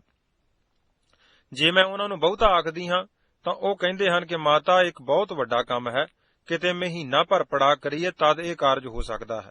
ਸੋ ਮੇਰੀ ਉਮਰ ਵੀ ਵਡੇਰੀ ਹੁੰਦੀ ਜਾ ਰਹੀ ਹੈ, ਸਰੀਰ ਦਾ ਕੋਈ ਭਰੋਸਾ ਨਹੀਂ। ਆਪ ਜੀ ਕਿਰਪਾ ਕਰਕੇ ਮੇਰੀ ਇਸ ਮਜਬੂਰੀ ਦਾ ਕੋਈ ਹੱਲ ਕੱਢੋ। ਮਾਤਾ ਜੀ ਦੇ ਇਹ ਸ਼ਰਧਾ ਭਰੇ ਬਚਨ ਸਰਵਣ ਕਰਕੇ ਬਾਬਾ ਜੀ ਥੋੜਾ ਸਮਾਂ ਚੁੱਪ ਕਰ ਗਏ। ਥੋੜੀ ਖਾਮੋਸ਼ੀ ਪਿੱਛੋਂ ਬਾਬਾ ਜੀ ਨੇ ਉਸ ਮਾਤਾ ਜੀ ਨੂੰ ਕਿਹਾ ਕਿ ਮਾਤਾ ਜੀ, ਖਾਲਸਾ ਜੀ ਨੂੰ ਤਾਂ ਸੱਚਮੁੱਚ ਹੀ ਪ੍ਰਚਾਰ ਦਾ ਬਹੁਤ ਰੁਝੇਵਾਂ ਹੈ। ਕੀ ਤੁਸੀਂ ਆਪ ਗੁਰੂ ਮਹਾਰਾਜ ਜੀ ਦਾ ਪਾਠ ਕਰ ਲੈਂਦੇ ਹੋ? ਤਾਂ ਮਾਤਾ ਜੀ ਨੇ ਆਖਿਆ ਕਿ ਹਾਂ ਬਾਬਾ ਜੀ, ਮੈਂ ਗੁਰੂ ਮਹਾਰਾਜ ਜੀ ਦੀ ਸੰਥਿਆ ਲਈ ਹੋਈ ਹੈ ਤੇ ਆਪ ਗੁਰੂ ਗ੍ਰੰਥ ਸਾਹਿਬ ਜੀ ਦਾ ਪਾਠ ਚੰਗੀ ਤਰ੍ਹਾਂ ਕਰ ਸਕਦੀ ਹਾਂ। ਬਾਬਾ ਜੀ ਖੁਸ਼ ਹੋ ਕੇ ਬੋਲੇ, ਮਾਤਾ ਫਿਰ ਤਾਂ ਗੱਲ ਹੀ ਬਣ ਗਈ। ਤੁਸੀਂ ਹੋਰ ਪਾਸੇ ਦੀ ਝਾਕ ਛੱਡ ਕੇ ਹਰ ਮਹੀਨੇ ਇੱਕ ਸਹਿਜ ਪਾਠ ਦਾ ਭੋਗ ਪਾ ਲਿਆ ਕਰੋ ਤੇ ਪਾਠ ਪ੍ਰੇਮ ਨਾਲ ਸੁਣ ਕੇ ਕਰਿਆ ਕਰੋ। ਫਿਰ ਵੇਖਣਾ ਕਿ ਪਾਠ ਕਰਵਾਉਣ ਨਾਲੋਂ ਆਪ ਪਾਠ ਕਰਨ ਨਾਲ ਕਿੰਨਾ ਜ਼ਿਆਦਾ ਲਾਭ ਹੁੰਦਾ ਹੈ। ਮਾਤਾ ਜੀ ਕਹਿਣ ਲੱਗੇ ਕਿ ਮੈਂ ਤਾਂ ਅਖੰਡ ਪਾਠਾਂ ਦੀ ਅਰਦਾਸ ਕੀਤੀ ਹੋਈ ਹੈ। ਬਾਬਾ ਜੀ ਕਹਿਣ ਲੱਗੇ, ਗੁਰੂ ਮਹਾਰਾਜ ਜੀ ਜਾਣੀ ਜਾਣ ਹਨ, ਉਹ ਸਾਡੀ ਸਾਰੀ ਮਜਬੂਰੀ ਨੂੰ ਸਮਝਦੇ ਹਨ। ਜੇ ਤੁਸੀਂ ਅਖੰਡ ਪਾਠ ਕਰਵਾ ਵੀ ਲਵੋ, ਸਾਰੇ ਪਾਠ ਤਾਂ ਤੁਸੀਂ ਸੁਣ ਨਹੀਂ ਸਕਣੇ। ਜੇ ਤੁਸੀਂ ਆਪ ਕਰੋਗੇ ਤਾਂ ਸ਼ਰਧਾ ਭਾਵਨੀ ਨਾਲ ਸਹਿਜੇ ਸਹਿਜੇ ਸੁਣ ਕੇ ਜਦੋਂ ਕਰੋਗੇ, ਇਸ ਤਰ੍ਹਾਂ ਕਰਨ ਨਾਲ ਗੁਰੂ ਮਹਾਰਾਜ ਜੀ ਦੀ ਜ਼ਿਆਦਾ ਪ੍ਰਸੰਨਤਾ ਹੋਵੇਗੀ। ਸੋ ਭਰਮ ਨਾ ਕਰੋ, ਤੁਸੀਂ ਸ਼ੁਰੂ ਕਰ ਦੇਵੋ, ਫਿਰ ਵੇਖਣਾ ਕਿ ਆਪ ਪਾਠ ਕਰਨ ਨਾਲ ਕਿੰਨਾ ਲਾਭ ਮਿਲਦਾ ਹੈ। ਮਾਤਾ ਜੀ ਨੇ 7 ਬਚਨ ਕਹਿ ਕੇ ਪਿੰਡ ਜਾ ਕੇ ਸਹਿਜ ਪਾਠ ਪ੍ਰਾਰੰਭ ਕਰ ਦਿੱਤੇ। ਮਹੀਨੇ ਤੋਂ ਪਹਿਲਾਂ ਹੀ ਪਾਠ ਦਾ ਭੋਗ ਪਾ ਲੈਂਦੇ। ਅਜੇ ਚੌਥਾ ਸਾਲ ਹੀ ਸਹਿਜ ਪਾਠ ਕਰਦਿਆਂ ਬੀਤਿਆ ਸੀ। ਤਕਰੀਬਨ 50 ਪਾਠਾਂ ਤੋਂ ਵੀ ਘੱਟ ਹੀ ਸਹਿਜ ਪਾਠ ਕੀਤੇ ਸਨ। ਗੁਰੂ ਮਹਾਰਾਜ ਜੀ ਨੇ ਉਸ ਮਾਤਾ ਨੂੰ ਪ੍ਰਤੱਖ ਦਰਸ਼ਨ ਬਖਸ਼ਿਸ਼ ਕੀਤੇ। ਸ਼ਾਂਤੀ, ਸਹਿਜ, ਖੁਸ਼ੀ ਅਤੇ ਹੋਰ ਆਤਮਿਕ ਅਵਸਥਾਵਾਂ ਤਾਂ ਦੂਸਰੇ ਸਾਲ ਹੀ ਗੁਰੂ ਮਹਾਰਾਜ ਜੀ ਨੇ ਬਖਸ਼ਿਸ਼ ਕਰ ਦਿੱਤੀਆਂ ਸਨ। ਬਖਸ਼ਿਸ਼ ਪ੍ਰਾਪਤ ਕਰਨ ਉਪਰੰਤ ਮਾਤਾ ਜੀ ਬਾਬਾ ਜੀ ਪਾਸ ਵੀ ਆਏ ਤੇ ਬਾਬਾ ਜੀ ਦੇ ਉੱਤਰਾਧਿਕਾਰੀ ਬਾਬਾ ਸੇਵਾ ਸਿੰਘ ਜੀ ਇੱਥੇ ਲਿਖਦੇ ਨੇ ਕਿ ਉਹਨਾਂ ਦੇ ਦਰਸ਼ਨ ਉਹਨਾਂ ਨੇ ਵੀ ਕੀਤੇ। ਸੋ ਕੋਲ ਬੈਠਿਆਂ ਹੀ ਮਾਤਾ ਜੀ ਪਾਸੋਂ ਸ਼ਾਂਤੀ ਮਿਲਿਆ ਕਰਦੀ ਸੀ। ਚਿਹਰੇ ਤੇ ਜਲਾਲ ਸੀ ਤੇ ਬਿਰਤੀ ਹਰ ਸਮੇਂ ਗੁਰੂ ਪਿਆਰ ਵਿੱਚ ਭਿੱਜੀ ਰਹਿੰਦੀ। ਲਗਾਤਾਰ ਸਿਮਰਨ ਚੱਲਦਾ ਰਹਿੰਦਾ। ਸੋ ਆਪ ਜੀ ਹਰ ਸਾਲ ਨਾਮ ਅਭਿਆਸ ਕਮਾਈ ਸਮਾਗਮਾਂ ਵਿੱਚ ਹਾਜ਼ਰੀ ਭਰਦੇ ਰਹੇ ਅਤੇ ਬਾਬਾ ਜੀ ਨਾਲ ਗੁਰੂ ਬਖਸ਼ਿਸ਼ਾਂ ਦੀ ਸਾਂਝ ਬਚਨਾਂ ਦੁਆਰਾ ਕਰਦੇ।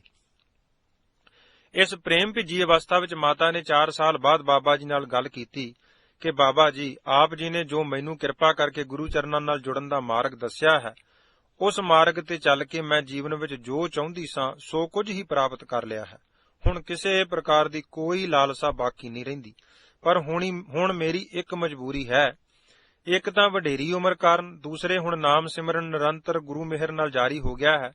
ਮੇਰੇ ਪਾਸੋਂ ਬਹੁਤਾ ਸਮਾਂ ਪਾਠ ਨਹੀਂ ਹੁੰਦਾ। ਕਿਰਪਾ ਕਰਕੇ ਦੱਸੋ ਕਿ ਹੁਣ ਜਿਹੜੇ ਬਾਕੀ ਅਜੇ 40-45 ਦੇ ਕਰੀਬ ਪਾਠ ਰਹਿੰਦੇ ਹਨ, ਉਹ ਕਿਵੇਂ ਮੈਂ ਪੂਰੇ ਕਰਾਂ ਤਾਂ ਜੋ ਇਹ ਸ਼ੰਕਾ ਵੀ ਮੇਰੇ ਮਨ ਵਿੱਚੋਂ ਨਿਵਰਤ ਹੋ ਜਾਵੇ। ਬਾਬਾ ਜੀ ਨੇ ਮਾਤਾ ਜੀ ਦੀ ਬੇਨਤੀ ਸੁਣੀ। ਉਹਨਾਂ ਨੂੰ ਆਖਿਆ ਕਿ ਕੋਈ ਗੱਲ ਨਹੀਂ, ਜੇ ਤੁਸੀਂ ਆਪ ਪਾਠ ਨਹੀਂ ਕਰ ਸਕਦੇ ਤਾਂ ਤੁਸੀਂ ਸੰਤ ਕਰਤਾਰ ਸਿੰਘ ਜੀ ਖਾਲਸਾ ਨੂੰ ਕਹਿ ਕੇ ਕੋਈ ਚੰਗਾ ਪ੍ਰੇਮੀ ਪਾਠੀ ਰੱਖ ਲਵੋ, ਮੈਂ ਵੀ ਉਹਨਾਂ ਨੂੰ ਬੇਨਤੀ ਕਰ ਦਿਆਂਗਾ। ਪਾਠੀ ਸਿੰਘ ਜਿੰਨਾ ਚਿਰ ਪਾਠ ਕਰੇ ਤੁਸੀਂ ਕੋਲ ਬੈਠ ਕੇ ਨਾਲੇ ਸਿਮਰਨ ਕਰੀਗਾ ਨਾਲੇ ਪਾਠ ਸੁਣੀਗਾ। ਇਸ ਤਰ੍ਹਾਂ ਦੋਵੇਂ ਕਾਰਜ ਪੂਰੇ ਹੋ ਜਾਣਗੇ। ਇੱਕ ਤੁਹਾਡਾ ਸੰਕਲਪ ਵੀ ਪੂਰਾ ਹੋ ਜਾਵੇਗਾ, ਦੂਸਰੇ ਇਸ ਤਰ੍ਹਾਂ ਤੁਹਾਨੂੰ ਗੁਰੂ ਮਹਾਰਾਜ ਜੀ ਦੀ ਹਰ ਰੋਜ਼ ਸੰਗਤ ਕਰਨ, ਬਚਨ ਸੁਣਨ ਤੇ ਸਿਮਰਨ ਕਰਨ ਨਾਲ ਹੋਰ ਜ਼ਿਆਦਾ ਆਤਮਿਕ ਲਾਹਾ ਪ੍ਰਾਪਤ ਹੋਵੇਗਾ। ਬਾਬਾ ਜੀ ਦੇ ਮਨ ਨੂੰ ਵੀ ਬਾਬਾ ਜੀ ਦੀ ਇਹ ਤਜਵੀਜ਼ ਬਹੁਤ ਚੰਗੀ ਲੱਗੀ।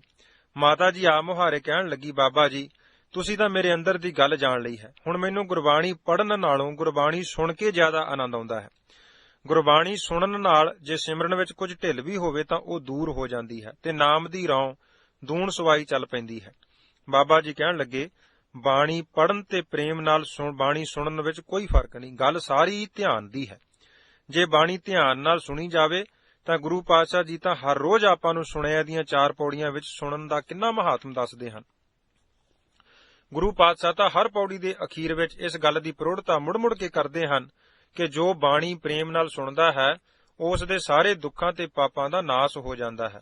ਉਸ ਨੂੰ ਸਦਾ ਲਈ ਸਦੀਵੀ ਖੇੜਾ, ਸਦੀਵੀ ਖੁਸ਼ੀ ਪ੍ਰਾਪਤ ਹੋ ਜਾਂਦੇ ਹਨ। ਨਾਨਕ ਭਗਤਾਂ ਸਦਾ ਵਿਗਾਸ, ਸੁਣੈ ਦੁਖ ਪਾਪ ਕਾ ਨਾਸ। ਤਥਾ ਧੰਨ ਗੁਰੂ ਰਾਮਦਾਸ ਸਾਹਿਬ ਸੋਢੀ ਸੁਲਤਾਨ ਕਾਨੜਾ ਰਾਗ ਵਿੱਚ ਹੁਕਮ ਕਰਦੇ ਹਨ, ਗੁਰਬਾਣੀ ਸੁਣਤ ਮੇਰਾ ਮਨ ਦਰਵਿਆ, ਮਨ ਭੀਨਾ ਨਿਜ ਘਰ ਆਵੈ ਗੋ। ਅਨੰਦ ਸਾਹਿਬ ਵਿੱਚ ਆਪਾਂ ਰੋਜ਼ ਪੜ੍ਹਦੇ ਹਾਂ, ਦੁਖ ਰੋਗ ਸੰਤਾਪ ਉਤਰੇ ਸੁਣੀ ਸੱਚੀ ਬਾਣੀ। ਤਥਾ ਸੁਣਤੇ ਪੁਨੀਤ, ਕਹਿਤੇ ਪਵਿੱਤ, ਸਤਿਗੁਰ ਰਹਿਆ ਭਰਪੂਰੇ। ਇਸ ਬਚਨ ਨੂੰ ਮੰਨਣ ਨਾਲ ਮਾਤਾ ਜੀ ਨੂੰ ਹੋਰ ਆਤਮਿਕ ਉੱਚਤਾ ਪ੍ਰਾਪਤ ਹੋਈ। ਸੋ ਆਪਾਂ ਨੂੰ ਵੀ ਇਸ ਗੱਲ ਵੱਲ ਉਚੇਚਾ ਧਿਆਨ ਦੇਣਾ ਚਾਹੀਦਾ ਹੈ ਕਿ ਰਿਵਾਜ ਜਾਂ ਗਿਣਤੀ ਪੂਰੀ ਕਰਨ ਦੇ ਨਾਲੋਂ ਆਪ ਪ੍ਰੇਮ ਨਾਲ ਬਾਣੀ ਪੜ੍ਹਨ ਅਤੇ ਸੁਣਨ ਨਾਲ ਅਧਿਕ ਲਾਭ ਪ੍ਰਾਪਤ ਹੁੰਦਾ ਹੈ। ਨਿਰਾ ਲੋਕ ਦਿਖਾਵੇ ਲਈ ਪੜ੍ਹਨ ਨੂੰ ਗੁਰੂ ਪਾਤਸ਼ਾਹ ਜੀ ਨੇ ਵੀ ਖੰਡਨ ਕੀਤਾ ਹੈ। ਧੰਨ ਗੁਰੂ ਅਰਜਨ ਦੇਵ ਸਾਹਿਬ ਜੀ ਦਾ ਸੋਰਠ ਰਾਗ ਵਿੱਚ ਇਹ ਫਰਮਾਨ ਸਾਡਾ ਦਿਸ਼ਾ ਨਿਰਦੇਸ਼ ਕਰਦਾ ਹੈ ਕਿ ਪਾਠ ਪੜਿਓ ਅਰ ਵੇਦ ਵਿਚਾਰਿਓ, ਨਿਵਲ ਭਵੰਗਮ ਸਾਧੇ, 5 ਜਨਾਂ ਸਿਉ ਸੰਗ ਨਾ ਛੁਟਕਿਓ, ਅਦਕ ਅਹਮ ਬੁੱਧ ਬਾਧੇ ਪਿਆਰੇ, ਇਨ ਬਿਦ ਮਿਲਣ ਨਾ ਜਾਈ, ਮੈਂ ਕੀਏ ਕਰਮ ਅਨੇਕਾਂ, ਹਾਰ ਪਰਿਓ ਸੁਆਮੀ ਕੈ ਦੁਆਰਾ, ਦੀਜੈ ਬੁੱਧ ਬਵੇਕਾ।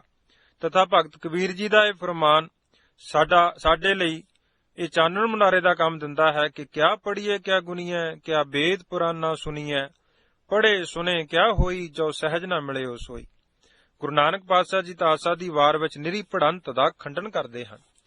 ਪੜ ਪੜ ਗੱਡੀ ਲੱਦੀਐ, ਪੜ ਪੜ ਭਰੀਐ ਸਾਥ, ਪੜ ਪੜ ਬੇੜੀ ਪਾਈਐ, ਪੜ ਪੜ ਗੱਡੀਐ ਖਾਤ, ਪੜੀਐ ਜੇਤੇ ਬਰਸ ਬਰਸ, ਪੜੀਐ ਜੇਤੇ ਮਾਸ, ਪੜੀਐ ਜੇਤੀ ਆਰਜਾ, ਪੜੀਐ ਜੇਤੇ ਸਾਸ, ਨਾਨਕ ਲੇਖੈ ਇੱਕ ਗੱਲ, ਹੋਰ ਹਉਮੈ ਝਖਣਾ ਝਾਕ। ਪੜ੍ਹਨਾ ਇਸ ਲਈ ਹੈ ਕਿ ਅਸੀਂ ਸੁਣ ਸਕੀਏ ਤੇ ਸੁਣਨਾ ਇਸ ਲਈ ਹੈ ਕਿ ਆਪਾਂ ਜੋ ਸੁਣਿਆ ਹੈ ਉਸ ਨੂੰ ਆਪਣੇ ਜੀਵਨ ਵਿੱਚ ਘਟਾਈਏ, ਮੰਨੀਏ। ਜੋ ਮੰਨ ਲੈਂਦਾ ਹੈ, ਸਤਿਗੁਰੂ ਜੀ ਜਪਜੀ ਸਾਹਿਬ ਦੀ 12ਵੀਂ ਪੌੜੀ ਵਿੱਚ ਪ੍ਰਮਾਣ ਕਰਦੇ ਹਨ ਕਿ ਮੰਨੇ ਕੀ ਗਤ ਕਹੀ ਨਾ ਜਾਏ, ਜੇ ਕੋ ਕਹੈ ਪਿਛੈ ਪਛਤਾਏ, ਕਾਗਦ ਕਲਮ ਨਾ ਲਿਖਣ ਹਾਰ, ਮੰਨੇ ਕਾ ਬਹਿ ਕਰਨ ਵਿਚਾਰ। ਐਸਾ ਨਾਮ ਨਰੰਜਨ ਹੋਏ, ਜੇ ਕੋ ਮਨ ਜਾਣੈ ਮਨ ਕੋਏ। ਤਥਾ ਜਿਨੀ ਸੁਣ ਕੇ ਮੰਨਿਆ, ਤਿਨਾ ਨਿਜ ਕਰ ਵਾਸ। ਗੁਰੂ ਅਮਰਦਾਸ ਸਾਹਿਬ ਜੀ ਸ੍ਰੀ ਰਾਗ ਵਿੱਚ ਹੁਕਮ ਕਰਦੇ